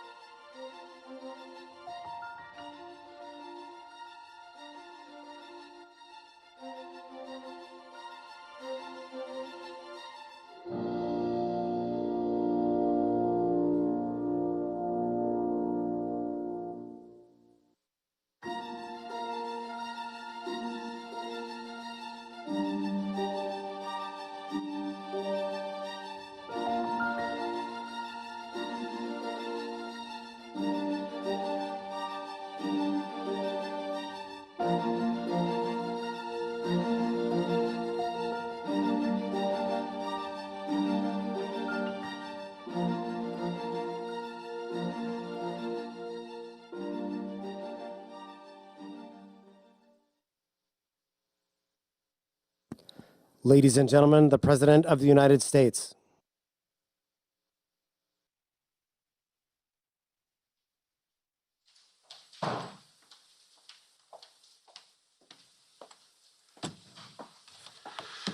Well, welcome back. And thank you all again, all the world leaders who've joined us. Thank you for joining. And John, thank you for putting this together. We've made great progress, in my view, so far. I'm grateful to all the leaders who have announced new commitments to help us meet the existential threat of climate change. This summit is a start of a road that will take us to Glasgow for the UN Climate Change Conference in November, where we're going to make these commitments real, putting all of our nations on a path to a secure, prosperous, and sustainable future. Today's final session is not about the threat of climate change poses. It's about the opportunity that addressing climate change provides. It's an opportunity to create millions of good-paying jobs around the world in innovative sectors. You know, jobs that bring greater quality of life, greater dignity to the people who are performing those jobs in every nation.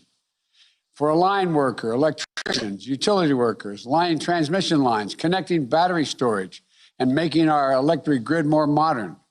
For automotive workers, building electric cars, trucks, and buses. Skilled workers installing and charging stations to accommodate them throughout our countries. Construction workers, engineers, insulators, upgrading our schools and commercial buildings and constructing new energy-efficient homes. Manufacturing workers building nuclear and carbon capture technologies, solar panels and wind turbines. And people working in the fields that we haven't even conceived of yet, on farms and on factories and in laboratories and universities, with things we haven't even thought of so far. This challenge and these opportunities are going to be met by working people in every nation. And as we transition to a clean energy future, we must ensure that workers who have thrived in yesterday's and today's industries have as bright a tomorrow in the new industries, as well as in the places where they live, in the communities they have built. When we invest in climate resilience and infrastructure, we create opportunities for everyone. That's the heart of my jobs plan that I proposed here in the United States. It's how our nation intends to build an economy that gives everybody a fair shot. As you heard in the last session, it requires investing in innovation. That's why I've asked the Secretary of Energy, my Energy Secretary, Jennifer Granholm, who you saw earlier, to speed the development of critical technologies to tackle the climate crisis. No single technology is the answer on its own, because every sector requires innovation to meet this moment. You know, this critical effort is going to propel the most impactful breakthroughs at home and around the world and lower the cost of we're paying now for polluting the air so badly. We're going to move to net zero and a transition in all countries. And look, every country will need to invest in new clean energy technologies as we work forward and to deal with net zero emissions. I am also very proud to announce that the United States is again becoming a key leader in mission innovation.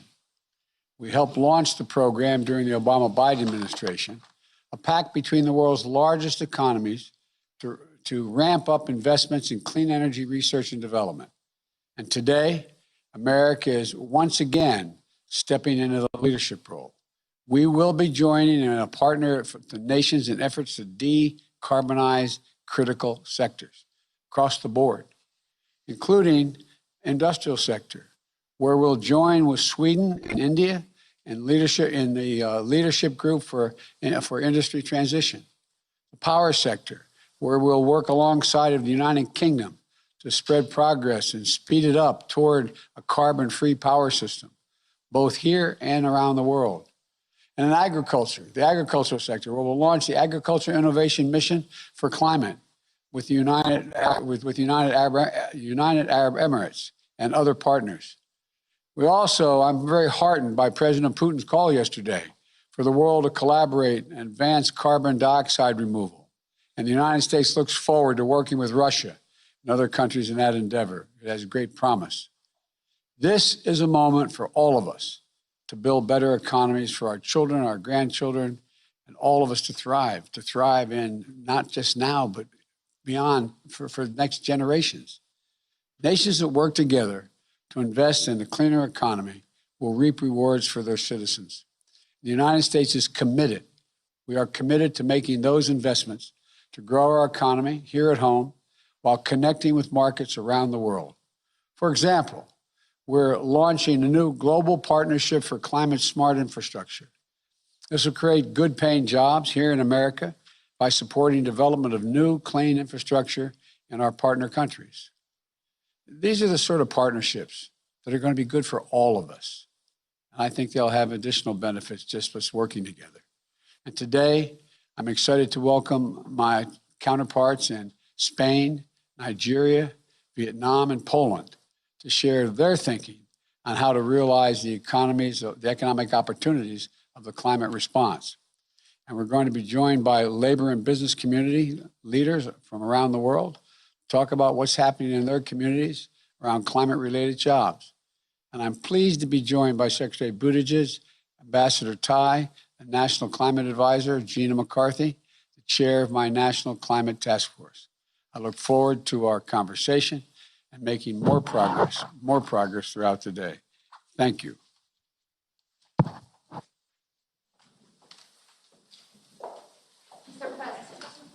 Mr. President, what do you think about the Brazilian president's speech yesterday?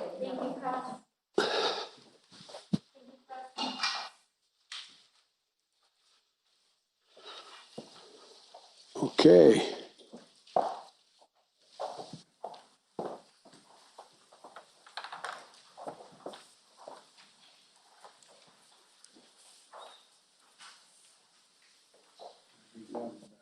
Thank you so much, Mr. President. Okay.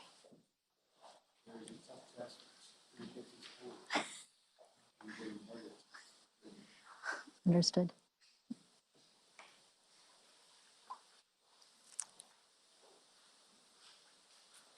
I think it's me, right? Thank you, Mr. President. It is now my pleasure to introduce the Prime Minister of the Kingdom of Spain, Prime Minister Sanchez. The floor is yours. Hello, Your Excellencies, distinguished participants. I thank President Biden for convening this summit, and I sincerely commend his renewed determination and commitment to the Paris Agreement and multilateralism. I fully agree that this is the only possible way to overcome what he defined yesterday as the existential threat of our time. Urgent and significant action is needed to fight the current climate emergency, and the European Union, including Spain, as one of its climate leaders, has been consistently working towards that goal. Delaying the ecological transition will not help us build back better later. We must use this historical opportunity to fast forward the transition towards a net zero emission future. But although $10 trillion could be mobilized globally for COVID-19 recovery, the first signs are not too encouraging. The world is calling us to act. This week, 101 Nobel laureates addressed as their call to stop fossil fuel expansion. I would like to reply to them today. Spain hears you loud and clear, and we are determined to act on it. I would like to focus on how this transition should look like. Let me share with you three messages. The first, climate action has to put people at the center. The process of decarbonization will produce winners and losers, and governments must support proactively the regions and communities negatively affected, helping transform challenges into opportunities. Investing in climate ambition and just transition policies today makes better economy and social sense. The Spanish experience shows that a just ecological transition is possible. Over the last 3 years, we have closed our mines and most of our coal power plants as part of our energy transition strategy. By 2022, we will have phased out 85% of the installed coal power generation capacity that existed in 2018. This outstanding achievement needs to be done through social dialogue. Thanks to engagements with worker unions, business organizations, and local authorities, we carried out just transition agreements in order to channel direct investments, restore declining areas, support innovative industrial projects, retrain workers, and protect small and medium enterprises. We're currently working with the affected regions to attract some of the most innovative, future-proof projects, including cutting-edge renewable energy, renewable hydrogen, or energy storage, matching both the challenges and the opportunities of this transition. The second message is that I firmly believe that the ecological transition offers extraordinary opportunities. Investing in energy transition technologies can create close to 3 times more jobs than the fossil fuels for each $1 million spent. In my country, Spain, the National Energy and Climate Plan estimates that more than 230 billion euros will be mobilized over the next decade. These private and public investments will create between 250,000 and 350,000 jobs, many of them in the manufacturing and construction sectors. Furthermore, our new COVID recovery plan will enable us to mobilize an unprecedented volume of money. We will benefit from up to 140 billion euros in transfers and loans over the next 6 years. And nearly 40% of those funds will be allocated to ecological transition-related investments. And finally, ambitious climate actions need to be anchored on a strong regulatory framework. This is why we are just approving our climate change and energy transition bill, which enshrines into law the objective of climate neutrality by 2050 and sends a strong and clear message to the market, providing legal certainty. Ladies and gentlemen, Spain has been leading by example. We have learned a lot in the process, and we are keen to share our experience because we know that addressing climate change is a global endeavor. We must act collectively, we must act now, and we must not leave anyone behind. I thank you. Thank you, Mr. Prime Minister, for sharing your work on advancing high-quality jobs within your decarbonization strategy. It is now my pleasure to introduce the President of the Federal Republic of Nigeria, President Buhari. Welcome. Thank you.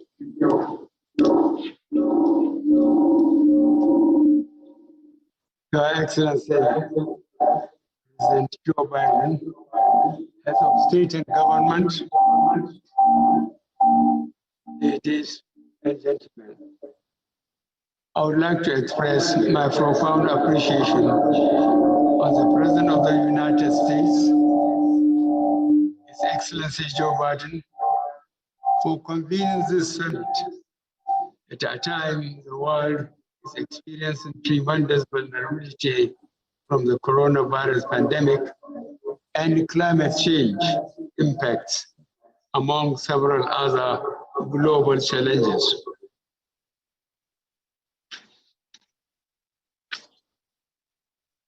The issue of climate change has taken the front burner globally, as its effects can be seen and felt all around us, ranging from increased atmospheric temperature to irregular rainfall patterns, as well as sea level rise owing to the melting of glacial ice. Nigeria commends the Biden administration for the positive decision of returning the United States to the Paris Agreement.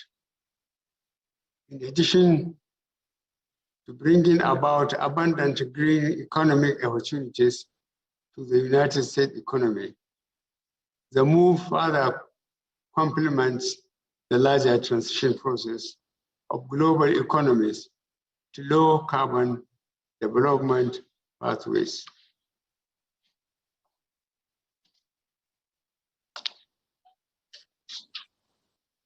This summit would indeed prove instrumental in galvanizing high-level political support for the implementation of the Paris Agreement and its cut-wise rule book, as well as inviting more countries and stakeholders to take more climate-oriented responsibilities. As one of the most vulnerable nations, Nigeria is undertaking major environmentally sound and climate-friendly programs and treading the path of sustainability. Since ratifying the Paris Agreement in 2016, Nigeria has rolled out several policy enablers, set up institutional frameworks to cut emission by 20% unconditionally and 45% conditionally, with international support by 2030. Nigeria is convinced that through net zero transition, tremendous prospects are available for job creation and other economic benefits. We are expeditiously implementing programs that stimulate gradual transition away from the use of wood stoves to kerosene, liquefied natural gas, biogas, and electricity. The immediate effects include healthy competition among private sector players, leading to higher productivity, employment, and faster service delivery.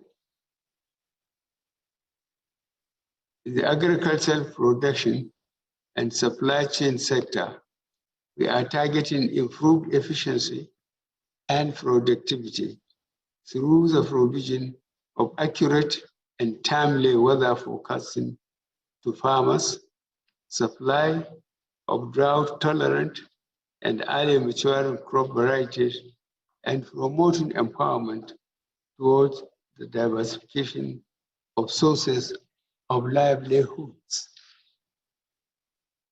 Beyond ending gas flaring by 2030, the oil and gas sector has undertaken steps for diversification, risk management systems, insurance, hedging, research and development, and energy crisis planning.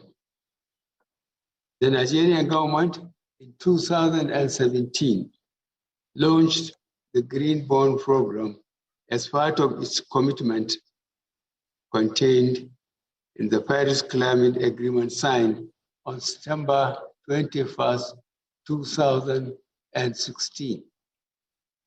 The overall outcome of the highlighted actions have translated into food supply sufficiency, improved nutrition, less hunger, increased employment, more jobs opportunities, better livelihoods, reduced poverty, decreased vulnerability to health challenges, and higher quality of life.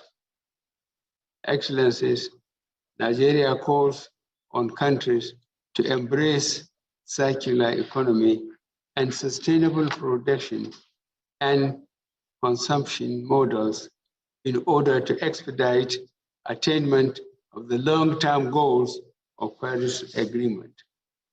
I wish Your Excellencies to reiterate Nigeria's commitment to galvanize the relevant stakeholders for climate action and our readiness to extend support to regional, continental, and global multilateral processes for the attainment of the lofty objectives of the Paris Agreement. The fight to redress the impact is the responsibility of all. Thank you.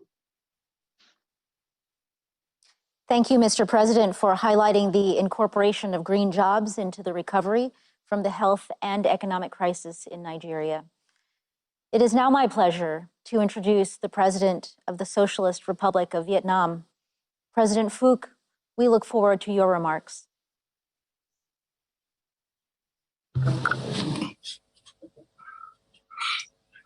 The Honorable Joe Biden, President of the United States of America, Excellencies, Presidents, Prime Ministers, ladies and gentlemen, I thank President Biden for inviting me and other leaders to this very important summit. I commend the United States' return to the Paris Agreement.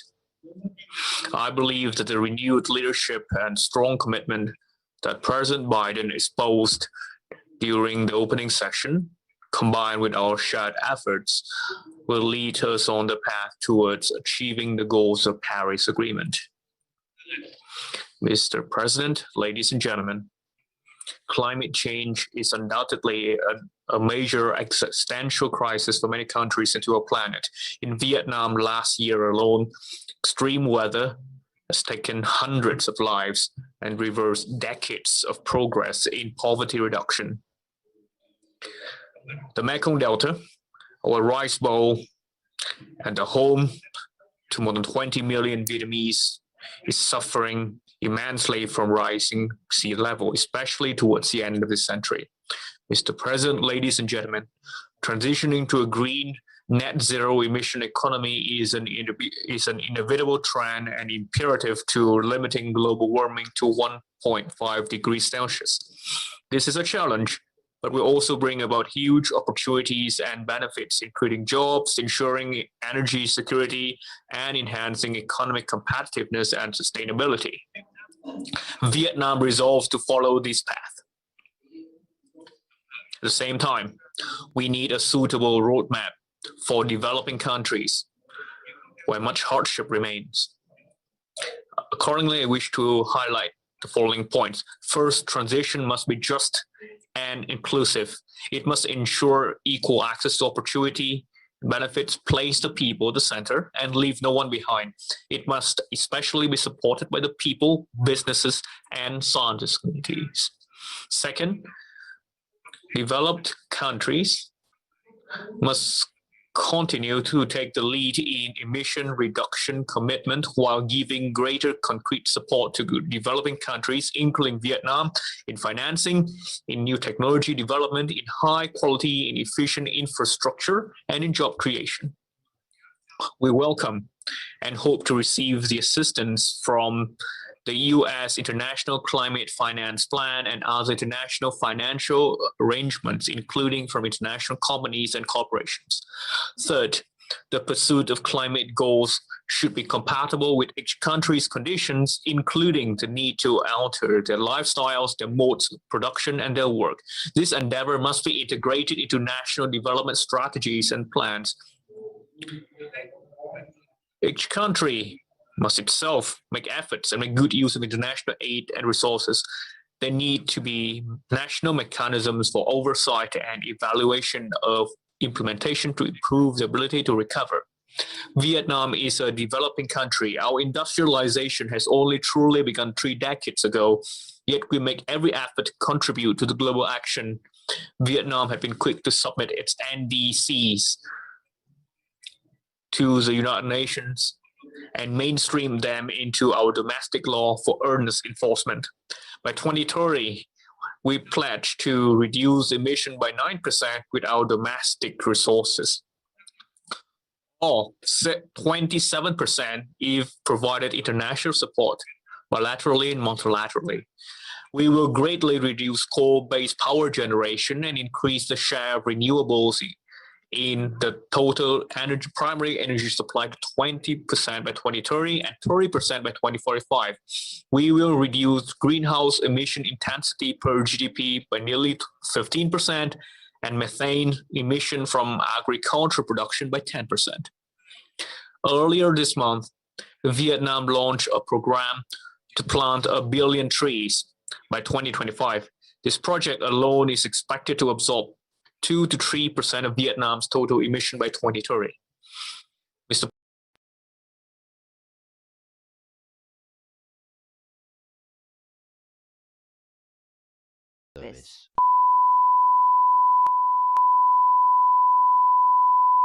This is the primary audio circuit for the Reuters Live service.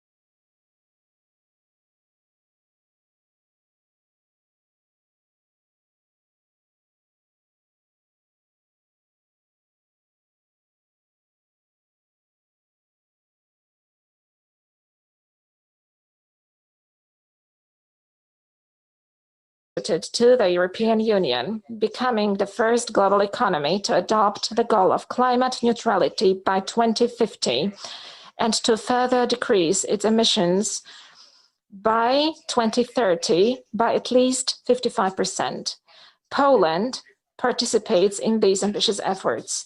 We are also pleased that a number of states have followed in the EU's footsteps. Let me mention that climate is the subject to which the 3C States Initiative attaches great importance. Poland is part of the 3C States Initiative, like other Central Europe countries located between the Baltic Sea, the Black Sea, and the Adriatic Sea.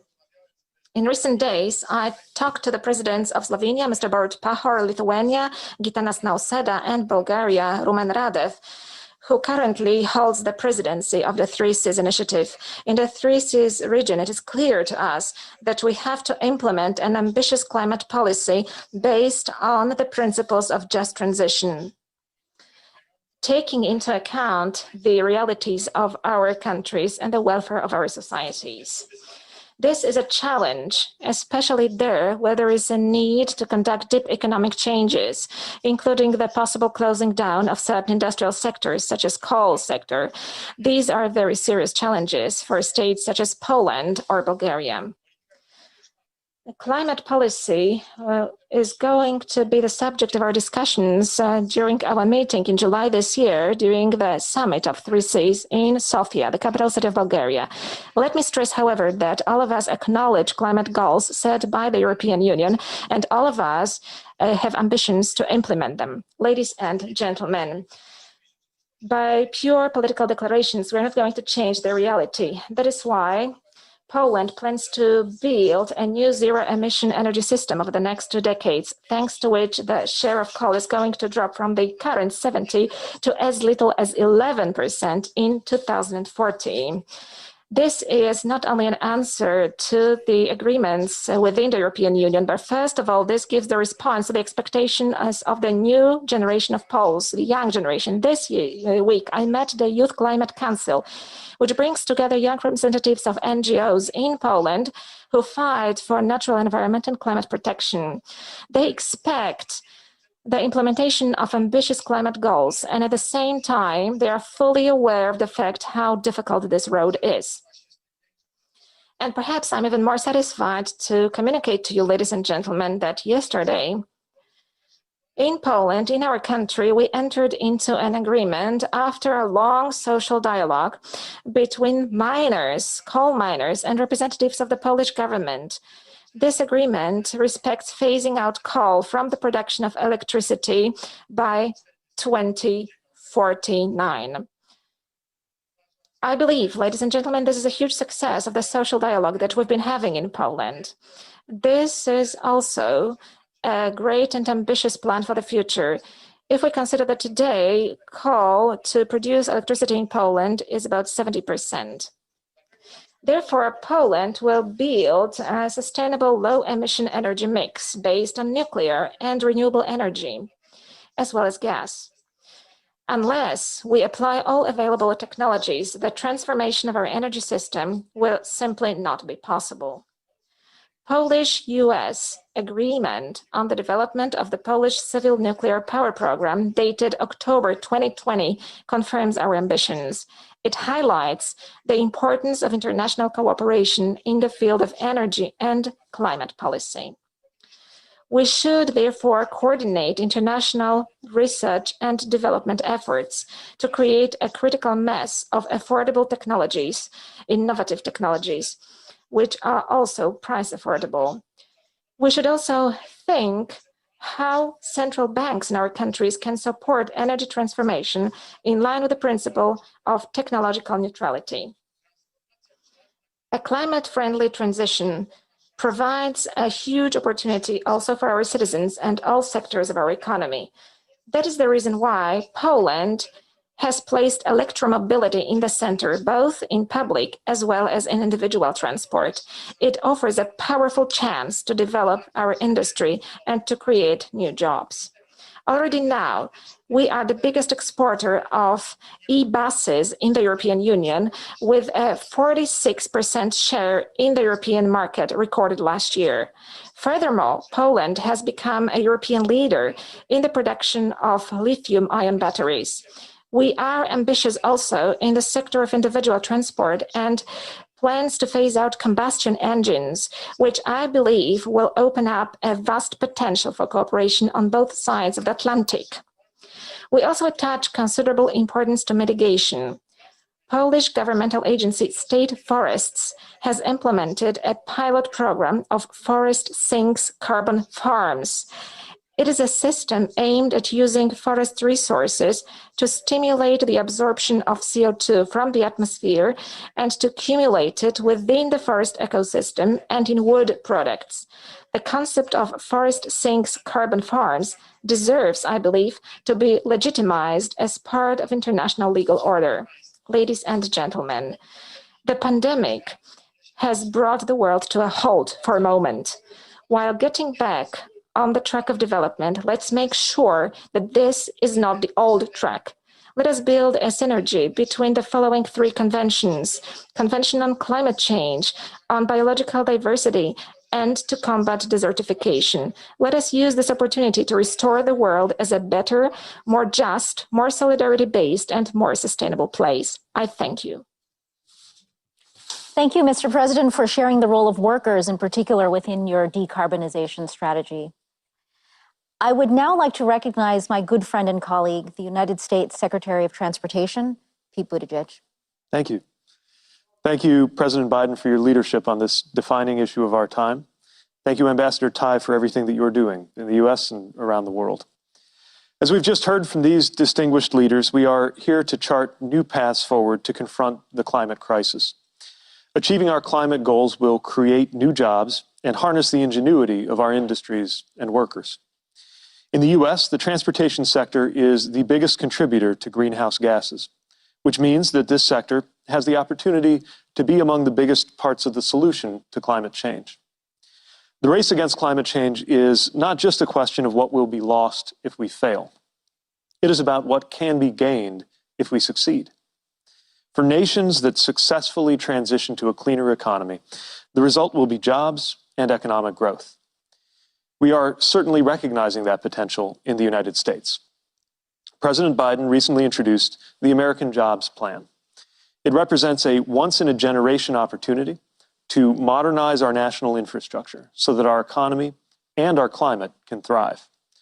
With its investments in electric vehicles, public transit, rail, road redesign for pedestrians, and sustainable, innovative materials, this plan will move us away from our over-reliance on fossil fuels and toward net zero carbon emissions.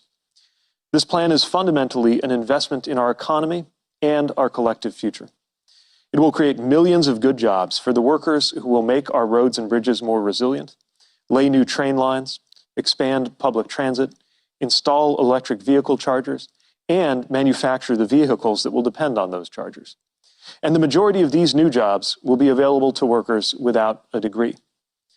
At least 40% of the benefits of the plan's climate investments will flow to underserved communities, which often bear the burden of transportation pollution and are at high risk of climate disruption. If our planetary warming exceeds 1.5 degrees Celsius, the impacts will be catastrophic for all of us. We still have an opportunity to prevent that if the depth of our commitment meets the urgency of this challenge before us. And that is why this gathering is so important. We are all in this together. Pursuing a net zero goal is not a zero-sum game. We all benefit if we succeed. If this pandemic has taught us anything, it's how interconnected we are and how capable we are of change. Successfully combating climate change and reaping the full economic benefits will depend not only on transportation, but on all sectors. Not only on creative ideas, but on workers literally building the future.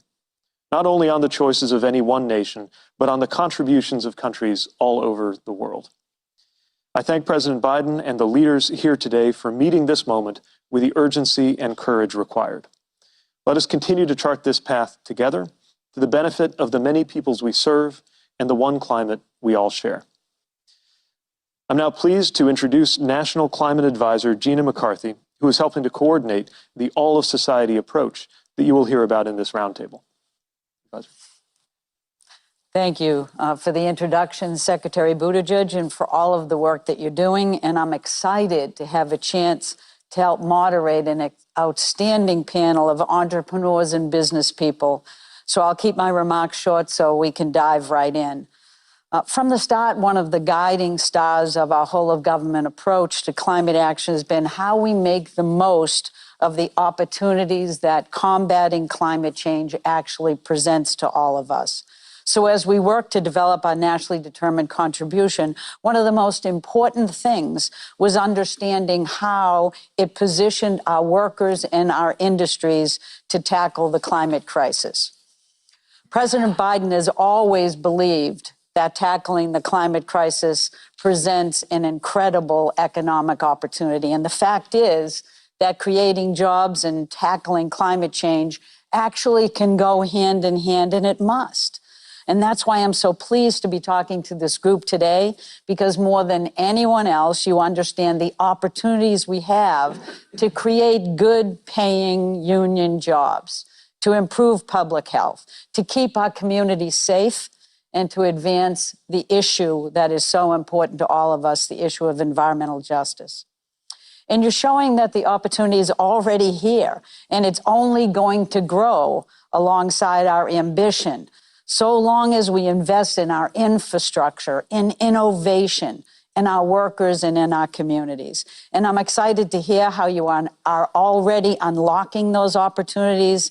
So let's dive right in to the conversation. So first, let me start with Sharon Burrow, the General Secretary of the International Trade Union Confederation. Sharon, you have a long history of advocating for workers around the world and have led the International Trade Union Confederation for over a decade. As the global voice for the world's working people, with over 200 million members in 163 countries, can you please share with us your vision for what ambitious climate action means for our global workforce? Thank you, and it's a pleasure to be with you. Let me congratulate President Biden for the leadership on climate. We really appreciate his commitment, not just to reduce emissions, which is vital, but to meet the climate challenge with jobs, climate-friendly jobs. This is central for a just recovery for the US, but also the foundation of a new social contract for working people and their families everywhere. Jobs, good jobs, union jobs with human and labour rights and living wages, with the freedom to organise and bargain collectively, with social protection to support people in times of crisis. That's at the heart of a just transition. To stabilise the planet with net zero economies by 2050, we all know we have to get at least half of the job done by 2030. But it cannot repeat past transitions that have left workers and their communities stranded. The labour movement fought for and won global rules for just transition, first in the ILO and then in the Paris Agreement. These mean that workers and their unions must be at the table as we plan the transition. And we know this means for every sector. The foundation is clean energy, but all technologies must be deployed in manufacturing, transport, agriculture, construction, services, and of course their supply chains. We know our cities are a vital part of the equation, and you have so many great mayors because they accept responsibility for 40% of emissions, and that the demand and supply relationships from those cities can generate sustainable production and services to fuel community renewal with decent work in rural communities in our own countries. And if global trade is reformed to meet the same sustainability standards with human and labour rights and compliance respected, indeed, around the world. As the Danish Prime Minister said, a good example of that right there in the US is the framework agreement between NABTU and Ørsted, a Danish wind company. It will secure good paying jobs and training for hundreds of thousands of US workers. It's a great example of just transition in action. Europe, led by agreements with employers and unions in Germany, Spain, and other nations, are committed to a Green Deal with just transition, underpinned by a social pillar of rights. Canada, Scotland, New Zealand, South Africa, Kenya, Senegal, Ghana, and many others are amongst those with examples of agreements or social dialogue towards a just transition that will actually get the job done. This must be the case everywhere if we're to leave no one behind. But the good news is that for every dollar or euro or unit of currency invested in climate transition, there are jobs. 10 jobs in renewable energy generates 5 to 10 jobs in the supply chains, and up to 3 times that in economies where good wages are spent by those workers and their families. And if the pandemic has taught us anything, it's that we also need resilience, and care is vital to that. Healthcare, aged care, childcare, and education. There are even more jobs here as we build livable, caring communities. We have the technology. We have the finance to get the job done. And if we share it with developing countries, on top of vital debt relief, if every dollar of investment has an ESG lens, we will win the race for a just recovery and a sustainable future. But we need both ambition and the commitment on display here to a just transition with social dialogue in all those NDCs as we head towards the COP in Glasgow this year. I leave you with this commitment from the union movement. There are no jobs on a dead planet. We will work with everybody to build good jobs on a living planet. Sharon, that was incredible. Your passion is infectious. So next, let me go to Brett Isaac, the CEO and co-founder of Navajo Power. Brett, Navajo Natural Resources have powered and will continue to power the growth of the American West. This administration is committed to empowering tribal leaders in our collective efforts to tackle the climate crisis. So how has Navajo Power envisioned tribal community-powered climate solutions?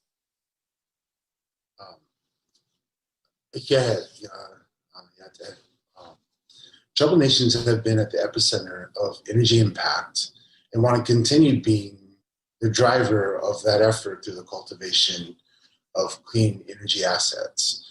As a developer of large-scale utility projects, Navajo Power envisions creating the opportunity to take those workforces and economies that were so crucial to advancing America's growth and re-engaging them in a new energy economy to advance clean energy growth needed to address climate impacts.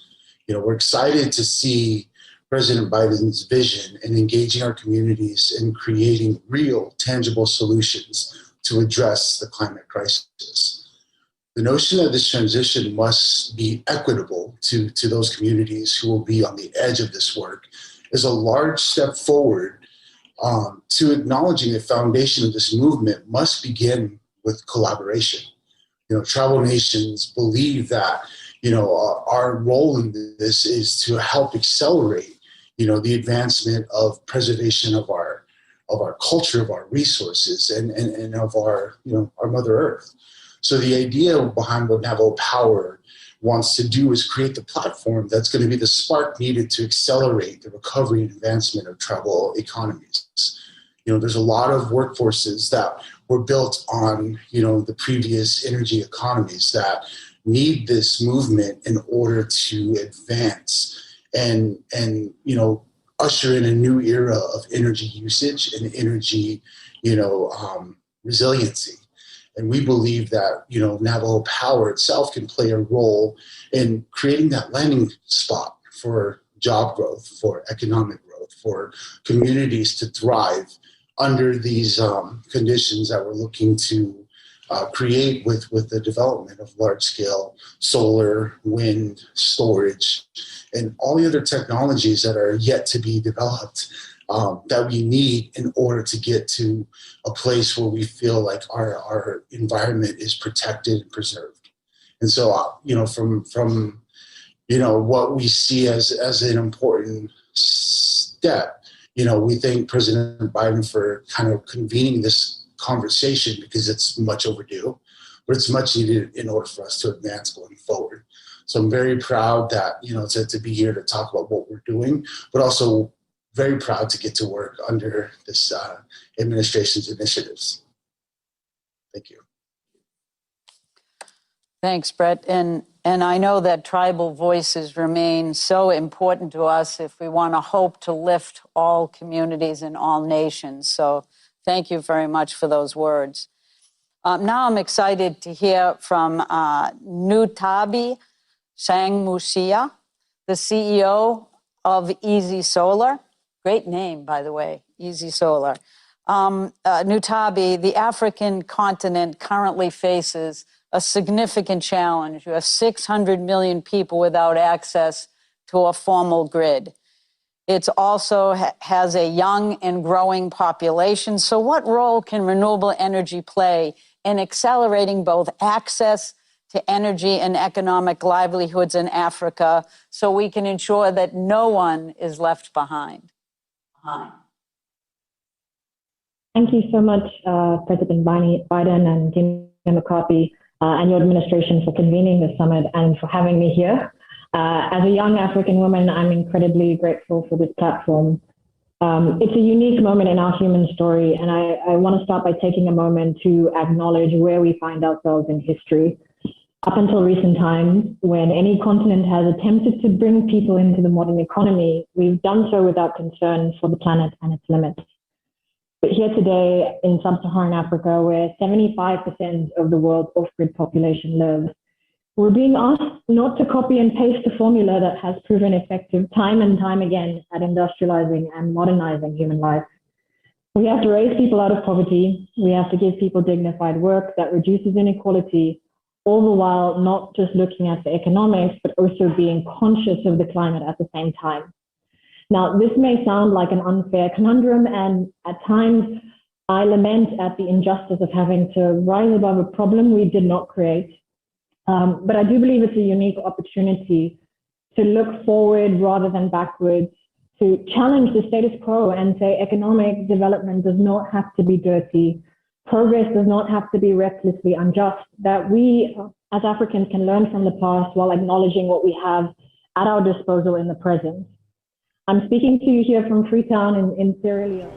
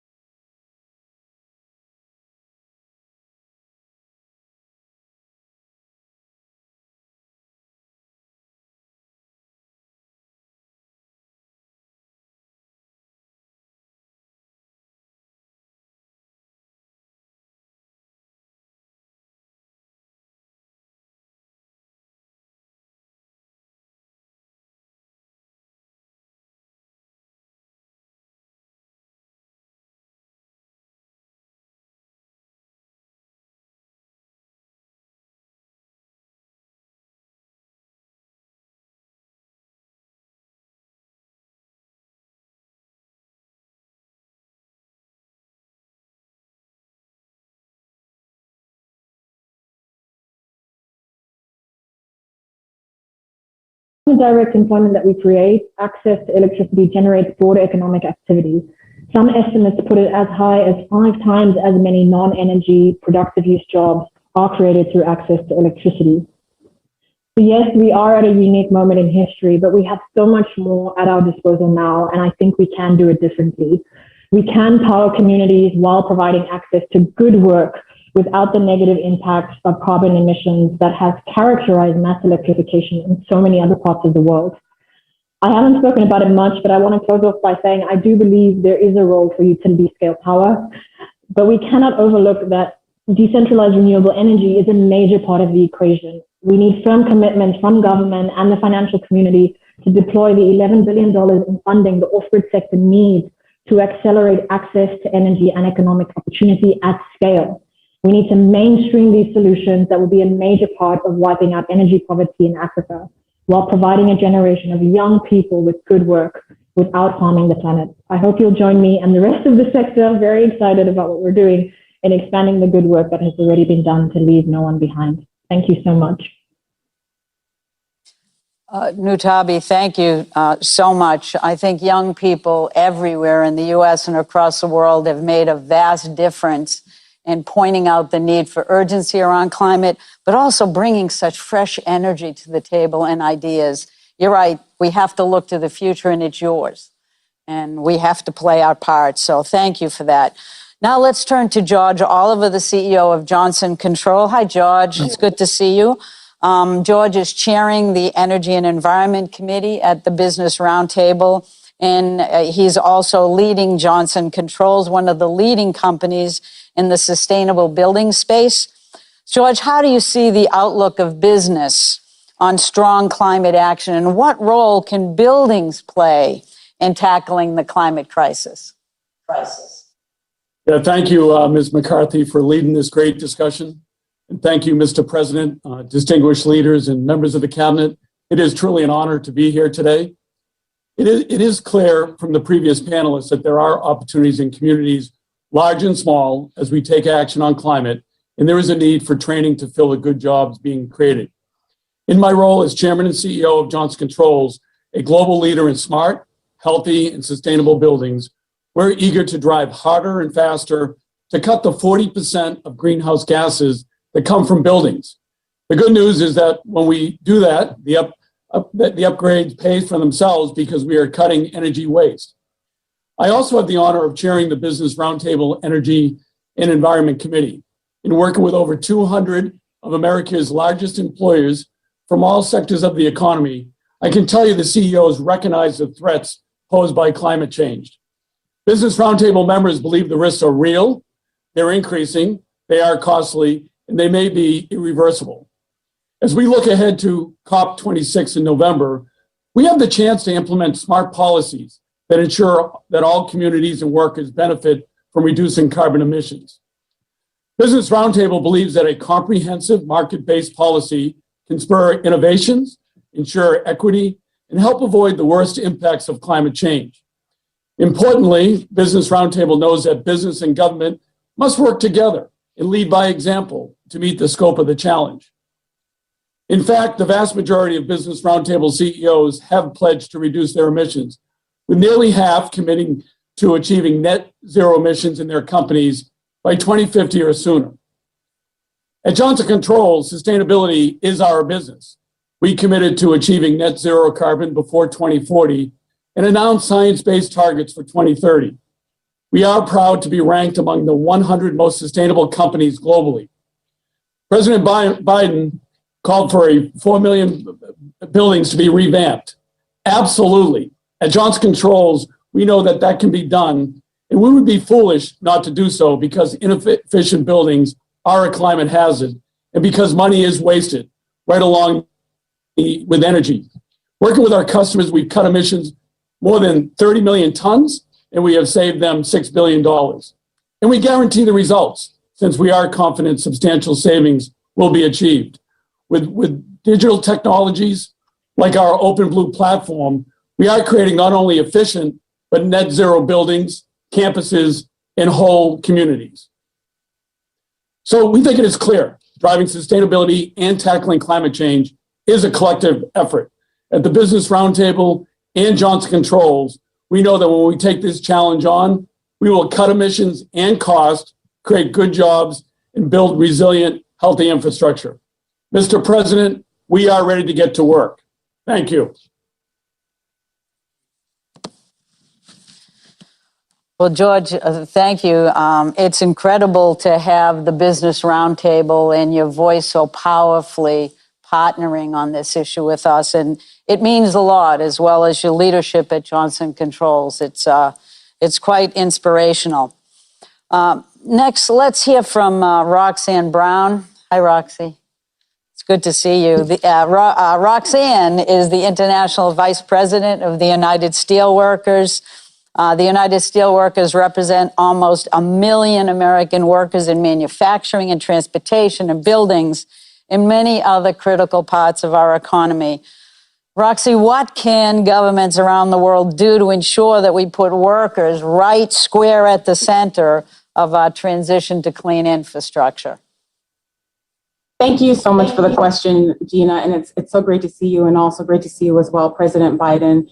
It's an honor to join this summit on behalf of the 850,000 members of the United Steelworkers Union in the US and Canada, and we really commend the Biden-Harris administration for actively seeking out the voice of labor in this really important discussion.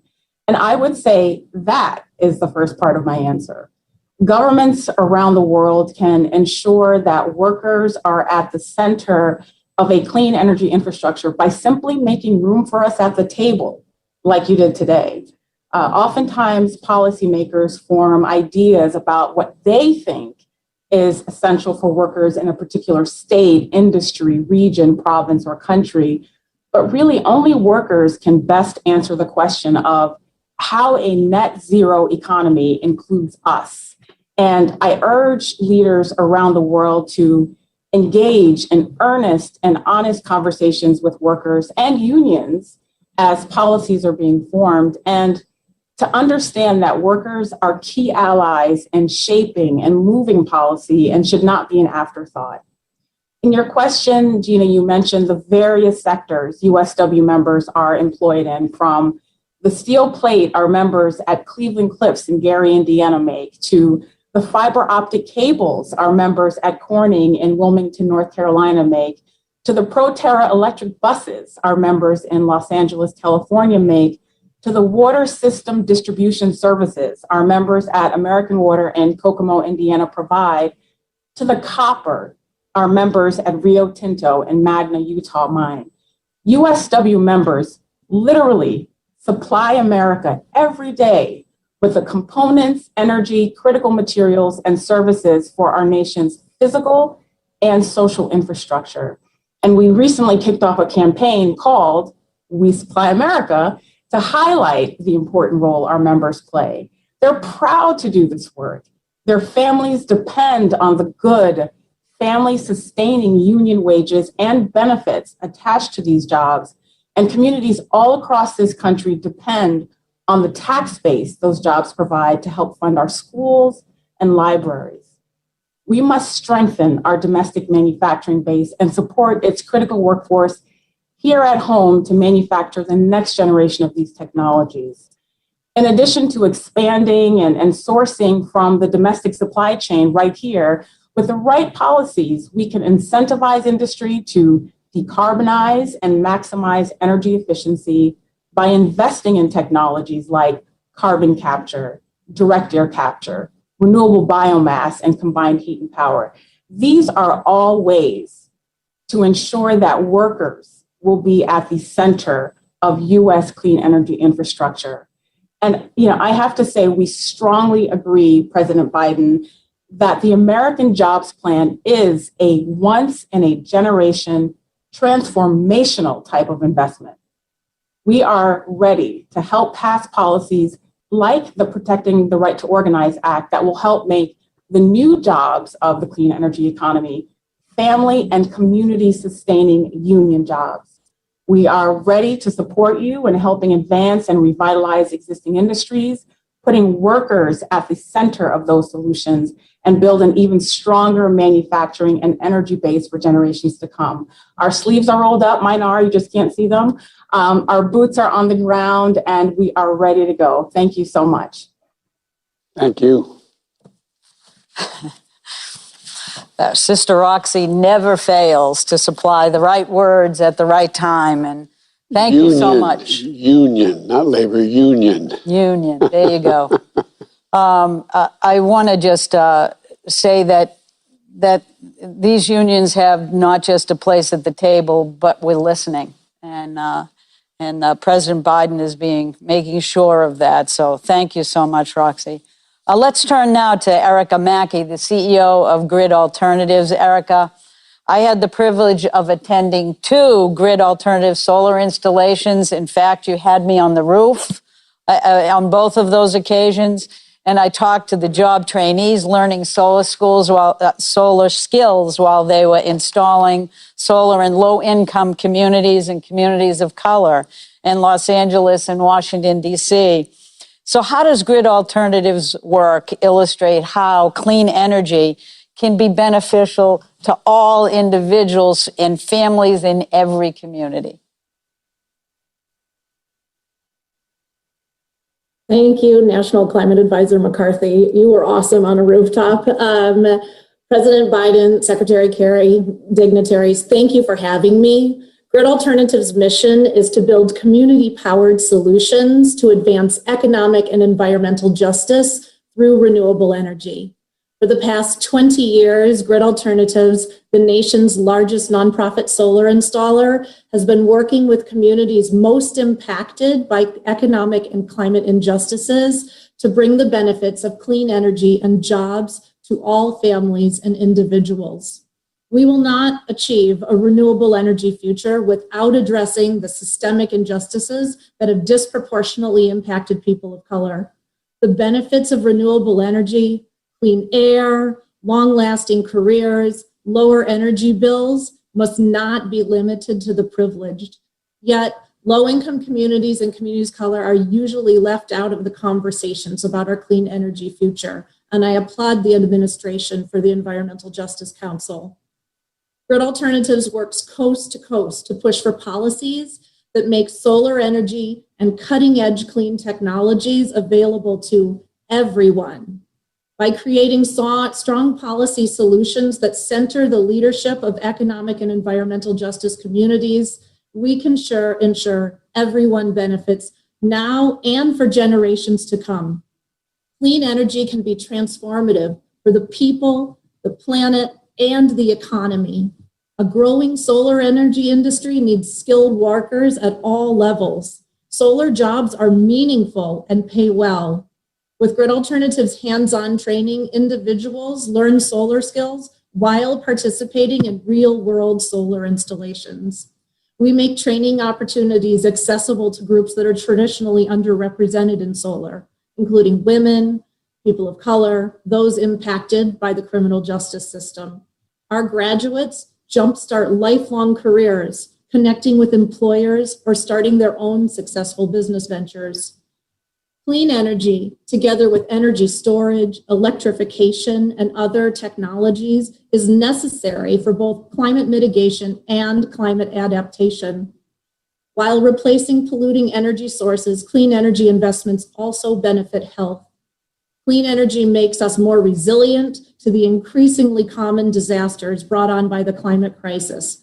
Families depend on electricity for medical equipment and food. When solutions, they must benefit first, not as an afterthought. Energy agency and ownership must and can be put in the hands of communities through clean energy transition. We need to include everyone in climate solutions. We need climate justice. Grid Alternatives envisions a rapid, equitable transition to a world powered by renewable energy that benefits everyone. Our experience on the ground shows that this critical opportunity is possible with collective effort. Done a good job. Erica, thank you very much. I know Grid Alternatives always reminds us that clean energy is not a luxury for a few, it's a necessity for all of us, and thank you for advancing that. Now let's hear from Jack Allen, the CEO of Proterra, who I'm sure the president remembers was gracious enough to virtually host him just a few days ago. Jack, Proterra manufactures half of the U.S. electric bus market, which is pretty amazing. And as you know, funding for electric school buses is a priority in the American Jobs Plan. You know, electrifying our bus fleet is good for the planet, good for community health, and good for jobs. So what role do you see the federal government playing in spurring the demand for zero-emission electric vehicles, including school buses? Before you talk, Jack, I want to thank you for spending some time with me. And I told you I used to drive a school bus. So I want to drive one of your electric school buses, okay? I got a license. I used to have my, anyway, okay? That would be just great, Mr. President. And thank you, National Climate Advisor McCarthy. And of course, Mr. President, from all of us at Proterra, having the opportunity to be with you twice in 1 week is quite incredible. So thank you all very much. You know, Proterra is grateful for the government's longstanding support of electric transit buses and zero-emission transportation. We delivered our first electric transit bus over a decade ago to Foothill Transit with the support of funding from the 2009 Recovery Act. So building on these early deployments, the federal government increased support for zero-emission electric transportation through programs like the Federal Transit Administration's Low and No Emission Vehicle Program. The LONO provides funding to state and local governments to acquire zero-emission transit buses and has been responsible for funding hundreds of electric transit buses across the nation from Juneau, Alaska to Miami, Florida. You know, it really wasn't that long ago that the questions many were asking was whether the transit market would even move towards electrification. Well, that question's been answered. Thanks to the help of the federal government, this transition is well underway. Since Proterra's initial development over a decade ago, we've sold more than 1,000 electric transit buses. So where do we go now? Well, there's an opportunity for the federal government to go even further by spurring increased demand for commercial electric vehicles, for infrastructure, and to deepen the supply base in the United States. School buses, as you mentioned, you know, they're a great example and one of the most exciting applications for electric vehicle technology. Switching to electric school buses means cleaner air for our children and our grandchildren to breathe and a healthier planet for them to enjoy. Yet today, unlike transit buses, school buses do not receive the same level of federal funding for electrification. So federal programs like LONO can help serve as a roadmap to accelerate the electrification of other commercial vehicles, such as electric school buses and delivery vehicles. One of the lessons that we've learned over a decade of delivering electric buses is the critical role that charging and infrastructure plays in electrification. Our customers have told us they would like to go faster towards electrification, but charging remains a barrier to EV adoption. Now, private enterprises had to solve this challenge, and we will, but it is well worthy of strong support from the federal government to prepare the nation for our clean transportation future. This includes convening public-private partnerships on charging infrastructure between the government, companies like Proterra, the fine union organizations that are represented at this summit, and electric utilities nationwide. Collectively, we can do this. Electric vehicle technology is an opportunity for the United States to be at the leading edge of the innovations that will create good American jobs, will modernize our nation's infrastructure, and help to build a more just and resilient economy. With over 600 employees nationwide, including, as Roxanne said, many represented by the United Steelworkers, we've experienced firsthand at Proterra. We believe the technologies that we need to meet global demand for zero-emission transportation can and must be built right here in the United States, including cell manufacturing. Well, thank you for the opportunity to be with you today. Well, what a wonderful thrill for all of us at Proterra. Thank you. Thank you. George, thank you. Thank you for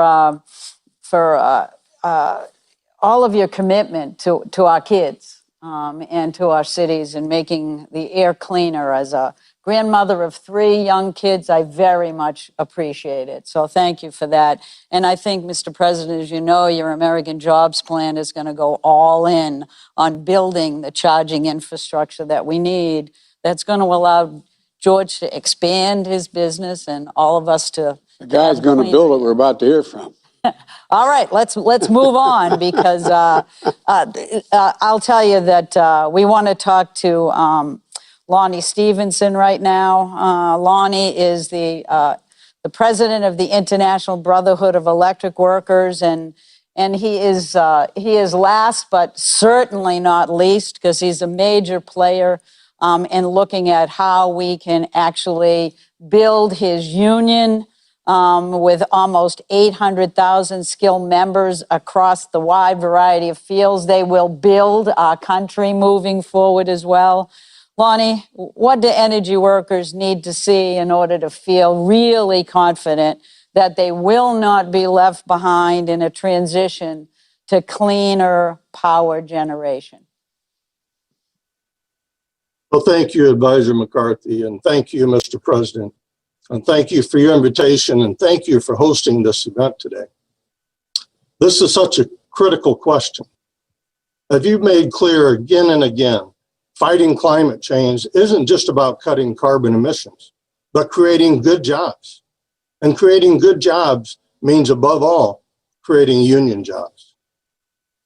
As the president of the largest energy union in all of North America, my members work in every sector that's out there, from coal and gas to wind and solar, from nuclear and power transmission and delivery. These are good union jobs, jobs that are the foundation of a strong middle class and healthy communities. It's folks like my members that are leading the clean power revolution. Keeping them at the center of the clean energy industry requires lawmakers and regulators to take some key steps. First, we must tie all federal clean energy investments, from direct infrastructure spending to tax credits, to strong labor protections. Protections like prevailing wage laws, which promote higher incomes, safer work sites, and increased productivity. Protections like Buy American provisions that make sure the push for zero carbon energy results in more domestic and manufacturing jobs, such as those that would be created by the production of HALEU fuels that are needed for the next generation of nuclear reactors. Mr. President, I know that you've laid out an ambiguous plan to build a massive network of electric vehicle charging stations with journey-level electricians who are certified by the Electric Vehicle Infrastructure Training Program. That means hundreds of thousands of good new union construction and manufacturing jobs. And protections like stronger collective bargaining rights that give all energy workers the right to freely join a union. Many existing energy jobs are good jobs for one reason, and that's because they are union jobs. But the truth is, not enough solar, wind, and other renewable power are union jobs. That's why passing the PRO Act is so important. This legislation would make it easier for workers to exercise their right to join a union of their choice, and harder for the employers to interfere with that right. I know that you support that, Mr. President, and I hope the U.S. Senate will move on it soon. We also need local hire requirements that's tied to all projects that receive federal investment. These provisions increase racial and gender diversity in the energy and construction workforce. They open the doors to good-paying union careers and secure that jobs go to those who need them the most, bringing a measure of environmental justice to communities that have paid too high a price through pollution and discrimination and now suffer from years of disinvestment. Finally, as important as solar and wind are, we must invest in all forms of carbon-free energy technologies, such as carbon capture, hydrogen, and nuclear. This isn't just good for the environment, it's good for the economy and for jobs as well. For example, IBEW members operate or maintain over 90% of the U.S. nuclear fleet, and nuclear power plant operators are among the highest hourly wages in the United States. That's the power of a union contract. We also need to support building out our modern grid. That means doubling the transmission capacity. That means smarter neighborhood distribution systems, all interconnected by 21st century network of fiber optics. And that can double as the country's consumer broadband network. That's not only the backbone of a clean economy, it's a surefire way to create more skilled union jobs. The current energy transition can be a win for the climate and a win for jobs, as long as lawmakers commit to implementing labor protections that ensure new energy jobs are good union jobs. This is a once-in-a-lifetime opportunity to build our economy back better. And the men and the women of the IBEW are ready to get working, that our nation, we can move into the clean energy future. Thank you again for the opportunity. Thank you, Lonnie. Thank you so much, Lonnie. And I know that between you and your 800,000 skilled members, we are going to make it in America. So I'm very excited. And Mr. President, I'm sure you'll agree, this was an incredible panel. And I want to thank everybody for your passion, your inspiration, and your willingness to tell us that the future is ours if we want to grab it. And we are going to do just that. So let me turn it over now to Ambassador Tai. And again, thank you for everyone for your terrific words. Well, thank you so much. I would like to thank President Biden, Prime Minister Sanchez, President Buhari, President Fook, President Duda, my colleagues here, Secretary Buttigieg, Advisor McCarthy, and all of our panelists today for the thoughtful and inspiring program that we've just been a part of. This week's summit underscores the reality that our time to tackle the climate crisis is now. Today's speakers have shown that taking meaningful steps to combat climate change can be a powerful driver of economic opportunity, good-paying jobs, and positive global competition. As the United States Trade Representative, my work lies at the intersection of domestic and international economic policy. I know that care and maintenance of our planet's environmental conditions are critical to our economic viability and our potential for shared prosperity. As we say, necessity is the mother of invention. The need to act on climate requires significant change, and it is already sparking innovation and opportunity. We can build on these beginnings towards a future that is cleaner and brighter, with new market opportunities and high-paying, quality jobs. And we must do so in a way that advances equity for underserved and marginalized communities. As countries around the world determine their domestic measures for decarbonization, environmental conservation, and clean energy, trade policy can be a powerful tool to create the incentives for positive competition and a race to the top in realizing our collective prosperity. Historic approaches and new initiatives, like those discussed today, and the proposals included in the American Jobs Plan, the Empowering People Clean Energy Initiative, and plans for zero emissions transportation and transshipment, all of these clearly demonstrate that innovative and dynamic solutions are within our reach. Most importantly, today's discussion offers us hope, ideas, and an invitation to join forces to do our part, realize the goal of transitioning to net zero by 2050 in order to preserve and protect our planet and create economic opportunities for our children and their children. Now it is my pleasure to turn to Special Envoy Kerry for some final thoughts.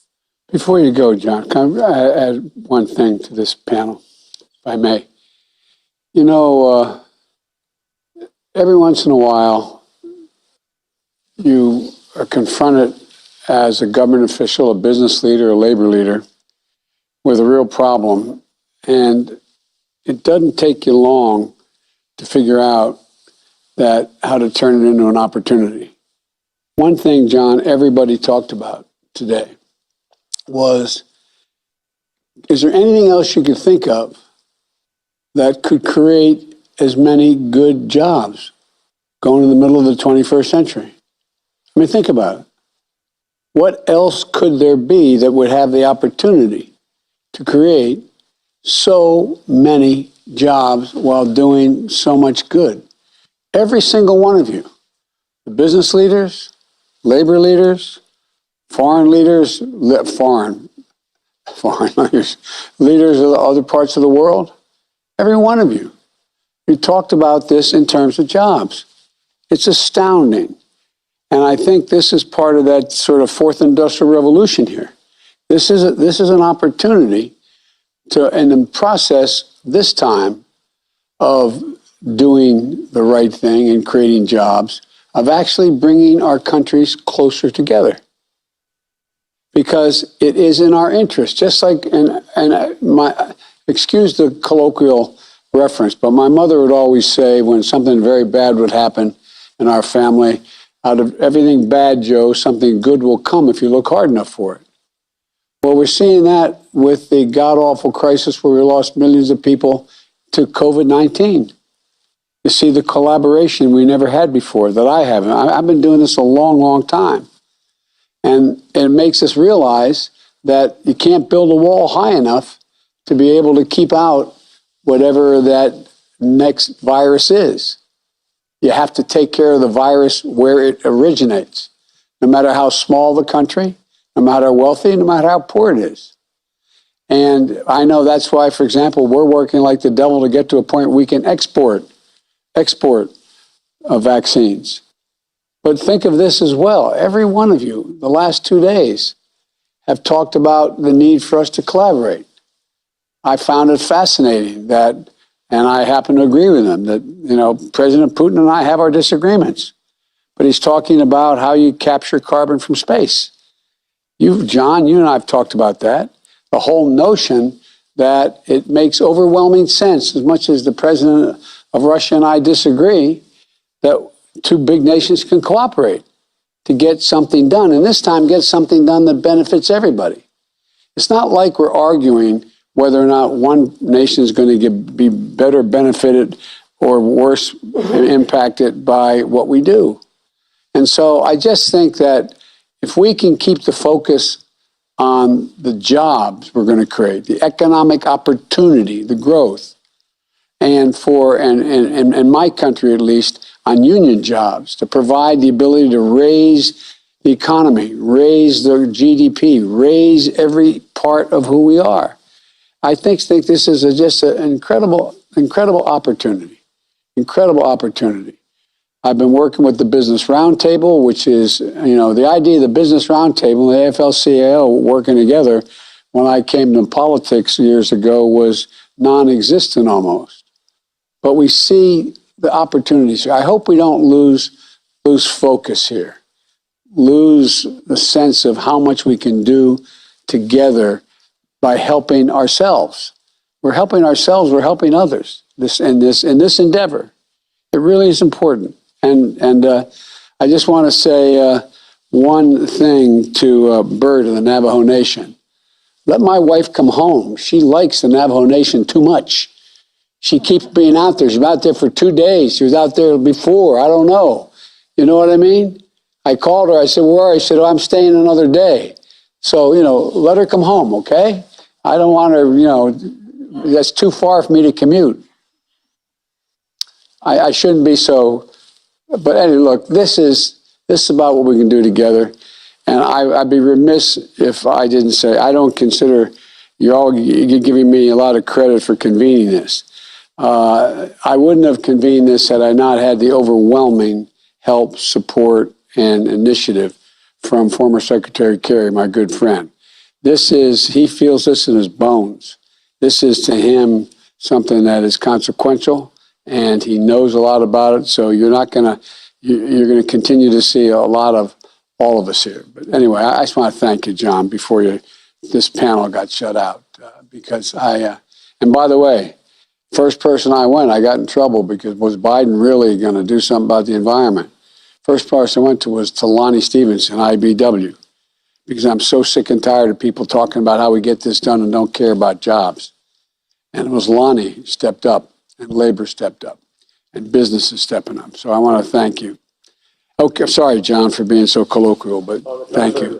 Thank you. Thank you for your personal comments, but more importantly, thank you for your leadership, because we wouldn't be here without you having had the courage and the readiness to take this on and tackle tough issues.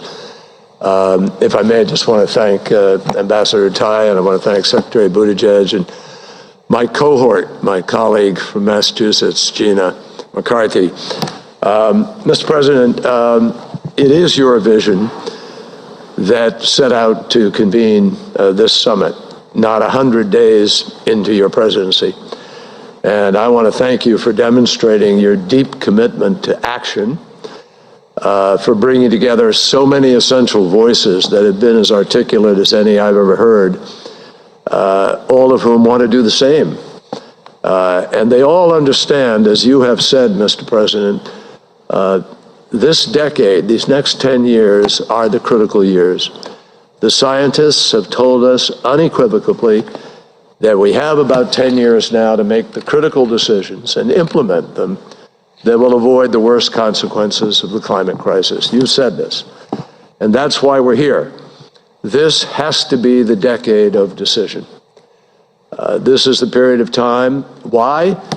Because only if we reduce sufficiently in this decade can we keep alive the vision of 1.5 degrees, and can we achieve 2050 net zero. So, Mr. President, as we approach the end of this summit, this Leaders Summit on Climate, let me again thank all of the leaders and participants who have joined us over the past few days, as well as those who are tuning in at home and all over the world. We're deeply appreciative. We're very, very grateful for your partnership, all of you, all of the countries represented here. We are going to continue these conversations over the course of the next months. We have 6 months plus to Glasgow. And as President Biden has said, and I can affirm again and again, and many of you have said to me, Glasgow is the last best hope we have to galvanize the world to move in this direction and get the job done. And what President Biden and all the rest of us hope this summit has done is shown, particularly in these last two panels, this is a plus. This is an economic bonanza. This is an opportunity to have the greatest beneficial economic transformation since the Industrial Revolution. And we've learned a lot since then. So we will continue on the road to Glasgow at the direction of President Biden. Mr. President. Well, John, thank you. As we close this historic summit, I want to take a moment to thank the world leaders and all the participants from around the globe who have joined together to confront the existential threat of climate change. There's no threat like it. Over the last 2 days, I think we made some important progress. And in the spirit of increasing efforts to address climate change globally, we're launching an initiative to help developing countries strengthen their climate efforts while achieving their development goals. And that's going to mean money. Yesterday, I announced the United States made a new commitment under the Paris Agreement to cut our emissions by 50 to 52% by the end of this decade. And we'll get there by investing in American workers, American jobs, American infrastructure, and building a stronger and more resilient economy. We also welcome the ambitious targets announced this week by two great partners. My good friend, the Prime Minister of Japan, Prime Minister Suga, announced that Japan will cut emissions by up to 50% below the 2013 levels, almost doubling their current target. Prime Minister Trudeau, another good friend from Canada, will reduce emissions by as much as 45% below the 2005 levels. These announcements came on top of a demonstrated leadership and strong existing targets set by the European Union and the United Kingdom. And together, these commitments mean that half of the world's economy is now committed to pace the action that we need, at a pace we need, to limit warming to 1.5 degrees, an amount beyond which scientists tell us, have said 1,000 times, all of us could be at a point of no return. We also heard encouraging news, announcements from Argentina, Brazil, South Africa, and South Korea. And I'm looking forward to working with India's Prime Minister Modi in a new partnership to achieve our climate and energy goals, making this a core pillar of our bilateral cooperation. And the commitments we've made must become real. Commitment without us doing it is just a lot of hot air, no pun intended. You know, we must implement these commitments, accelerate them, and innovate and invest in order to reach them. And we need to work together, once again, to build a clean energy future that delivers good jobs and overcomes the threat of climate change. Investing in innovation and in our people, raising our ambitions, ensuring every nation does its part. And we'll meet again in Glasgow in November for the UN Climate Conference. I believe we're going to meet those moments. I think we're going to meet the moment that we've all been talking about, to make this commitment and to keep the commitment. It's an economic imperative. I think it's a moral imperative to future generations. Here in America, there's never been a challenge we couldn't meet if we put our minds to it and did it together. I hope your countries feel the same way. I know we can do this. I know we can do this. Thank you for your commitment. Thank you for joining the summit. And thank you for stepping up to confront this crisis before it's too late. I know we can seize the opportunities of a cleaner, stronger, and more resilient economy and deliver the benefits to people in each of our nations. So I look forward to working alongside you to confront the climate crisis, to build a better world for all of our children and grandchildren. We're going to do this together. Thank you all, and may God bless you, and let's get to work. Thanks again. Thanks, everybody.